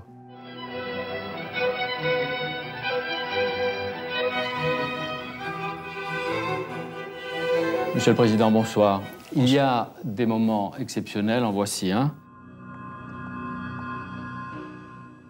Il fait un effet terrifiant quand même, physiquement. Puis petit à petit, il prend le dessus, on voit la force qu'elle a, la pugnacité. L'affaire Bousquet, ça a provoqué partout de l'incompréhension et vraiment une sorte de gêne. Mais dans votre propre camp, la colère et l'indignation. Tout dépend de quoi vous me parlez. Eh bien justement, de votre relation avec Bousquet. On va en parler Mais tout de suite, là. Quand vous l'avez connu? Je l'ai connu, je n'en sais rien, mais forcément dans les années 50. Est-ce que c'était un intime de François Mitterrand? Mais non, c'était pas un intime. Ou un ami? On dit la relation amicale. Écoutez, on dit ce qu'on veut dire. Non, mais vous, votre vérité. La chronologie commande. Bousquet redevient libre citoyen, très introduit dans les milieux politiques et dans les milieux financiers, de banque, dès les années 50. Et pendant 30 ans, il vivra comme ça à Paris. Et c'est pour ça que vous dites à Péan que vous l'avez vu avec plaisir. C'était un type intéressant. Je l'écoutais, je le poussais, il me répondait avec un agacement, une colère. Mais on était en direct, il n'y avait pas le choix, il fallait qu'il y réponde. Encore une fois, si je me permets, vous ne regrettez pas peu de négligence ou de légèreté? Mais quoi? Mais pourquoi? Parce qu'à partir de 78, quand on a commencé à dire... Darquet Pellepoix ou d'autres, vous non, ici... Darquet Pellepoix, c'est pas pour moi un témoin Oui, mais les enquêtes judiciaires commencent. Enfin, on commence à mettre la le nez dans plainte, les affaires. La plainte de Klarsfeld est de 89. Le président fait la sourde oreille. Il s'abrite derrière la chronologie judiciaire, mais ses arguments ne passent pas. Sur Bousquet, il n'a pas eu le langage du cœur. Il a été, au fond, assez froid. Et je pense que beaucoup de gens auraient aimé quelque chose où il sorte ses tripes. On a affaire à un homme de sa génération. Il ne comprend pas le retour de mémoire. Il ne comprend pas qu'on veuille rejuger Bousquet. Il répond complètement à côté. Quel sentiment vous portez au maréchal Pétain, si vous en souvenez? À ce moment-là, on a beaucoup vécu sur l'idée, idiote, mais très répandue, que Pétain et de Gaulle étaient d'accord. Donc c'est pour vous dire que les choses sont plus compliquées qu'on ne croit. Jean-Pierre Elkabbach finit par lui reposer la question récurrente depuis 50 ans. Pourquoi aucun président n'a accepté de reconnaître la responsabilité de la France? François Mitterrand est en fin de carrière. Il n'a plus rien à perdre et les victimes le réclament. Il est peut-être temps de régler cette histoire. Encore une fois, pourquoi la République? Pourquoi la France ne demanderait-elle pas pardon des crimes et des horreurs qui ont été commises à cette époque-là, parfois en son nom? Non, la République n'a rien à voir à ça. Et j'estime, moi, en mon âme et conscience, que la France, non plus, n'en est pas responsable. Que ce sont des minorités activistes qui ont saisi l'occasion de la défaite pour s'emparer du pouvoir et qui sont comptables de ces crimes-là. Pas la République et pas la France. Est-ce que vous encouragez tous les historiens? Donc je ne ferai pas d'excuses au nom de la France. Oui. François Mitterrand a répondu à tout, mais n'a cédé sur rien. Il est le dernier président français à avoir fait la guerre, le dernier à souhaiter que l'on oublie ce passé encombrant. N'est malheureusement pas convaincant, il en restera toujours quelque chose. Cette affaire Bousquet laissera une trace indélébile. Ça fait des années que la question de Vichy est remontée à la surface. Je dis, je comprends pas, j'en veux pas, ça m'intéresse pas. 8 mois après cette interview, c'est Jacques Chirac qui prend place à l'Élysée.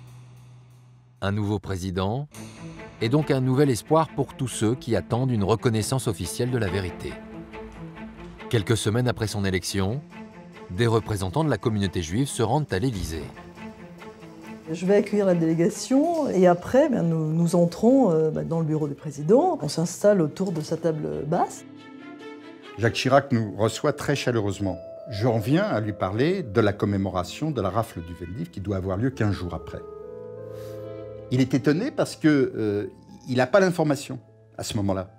Il se tourne vers Christine Albanel, qui est sa conseillère. Il dit « Christine, qu'est-ce que j'ai dans l'agenda ?» Alors bon, moi je me lève, je pars, je traverse le bureau, je vais dans le secrétaire particulier pour regarder en effet si c'est inscrit. Ce n'est pas inscrit. Et je lui dis bah, « Vous voyez, votre agenda est libre, vous pourriez venir, et ça serait un événement. » Et je lui dis « Vous seriez le premier président de la République à prendre la parole dans ces circonstances. » Et vous savez, il est très spontané, Jacques Chirac. Il dit « Oui, je viens. » Et il dit « Christine, on y va. » Jacques Chirac me dit « Oui, alors j'y vais et il faut me faire un beau discours. » Et je lui dis « Est-ce que vous ne pensez pas que le moment est venu de dire la vérité sur l'occupation ?» Et il me dit « Oui, tout à fait, il faut le faire. Écris-le dans ce sens. » Pour débuter son septennat, Jacques Chirac veut se démarquer de ses prédécesseurs, et notamment de François Mitterrand. François Mitterrand et Jacques Chirac ne sont pas des deux hommes de la même génération. François Mitterrand avait une histoire complexe et contrastée par rapport à cette période. Et Jacques Chirac, lui, par contre, n'a ni passé ni passif. Avec Chirac, c'était une autre démarche, celle de quelqu'un qui était un enfant pendant la guerre et qui voyait les choses un peu plus comme nous. Au bout de quelques jours, la conseillère propose une première version du texte. Il lit le discours à haute voix, comme toujours, et il fait des petites corrections, ici et là. Et puis il dit « Est-ce que tu crois que je vais assez loin ?» Alors je lui dis « Oui, je pense que vous allez loin, je pense que vous dites des choses très importantes. » Le discours est prêt, mais il va rester secret jusqu'au jour de la commémoration. Jacques Chirac n'a rien laissé filtrer avant. Il veut, en communication, créer l'événement, et il ne laisse pas filtrer la moindre information sur ce qu'il va dire.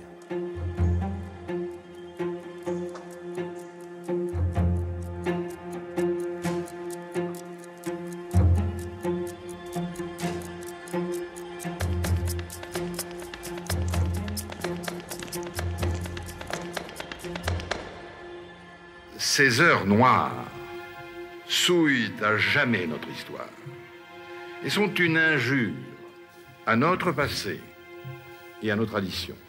J'écoutais et je buvais ses paroles. Jusqu'à la dernière seconde, j'y croyais pas.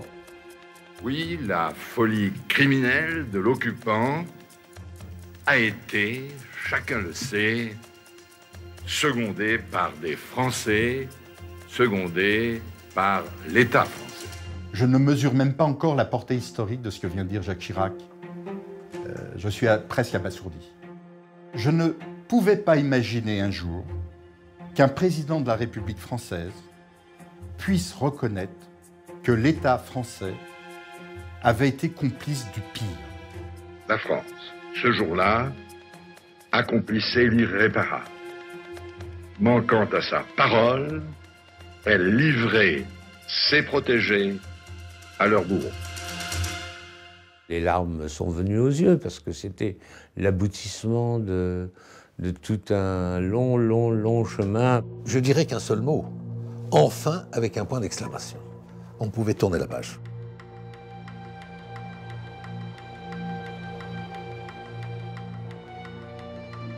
Je ne sais pas si cette condamnation aujourd'hui générale du régime de Vichy et donc de Pétain est définitive, si c'est le verdict de l'histoire, si le tribunal de l'histoire a définitivement parlé. Ces tribunaux se rouvrent constamment. Je crois que le dossier Pétain est ouvert, que beaucoup de gens pensent que les partis traditionnels ne font plus la chose, il faut avoir un nouveau départ. Un homme fort comme ça, un homme providentiel, je ne crois pas que ce sentiment a disparu complètement. Et il faut continuer à faire peser sur ce qui a été Vichy le poids de ces crimes. On ne sait pas assez combien le régime de Vichy s'est construit sur la xénophobie et combien cette xénophobie est toujours prête à repartir.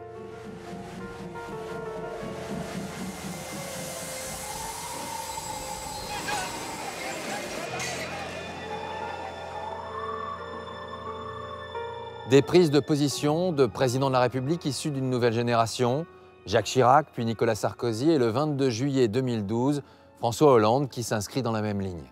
Une histoire française complexe, troublée, et des voix discordantes aujourd'hui encore sur la nature juridique du régime de Vichy. En revanche, pas de doute, pas de débat possible sur ce qu'a été la collaboration, sur les persécutions et les crimes commis durant ces heures sombres que certains auraient voulu oublier. L'histoire, sa mémoire, ce souvenir, non pas pour se repentir uniquement, mais pour ne jamais se mentir ni oublier, car l'actualité nous rappelle quotidiennement que le pire est toujours vivant. Voilà, merci d'avoir suivi ce document et à très bientôt.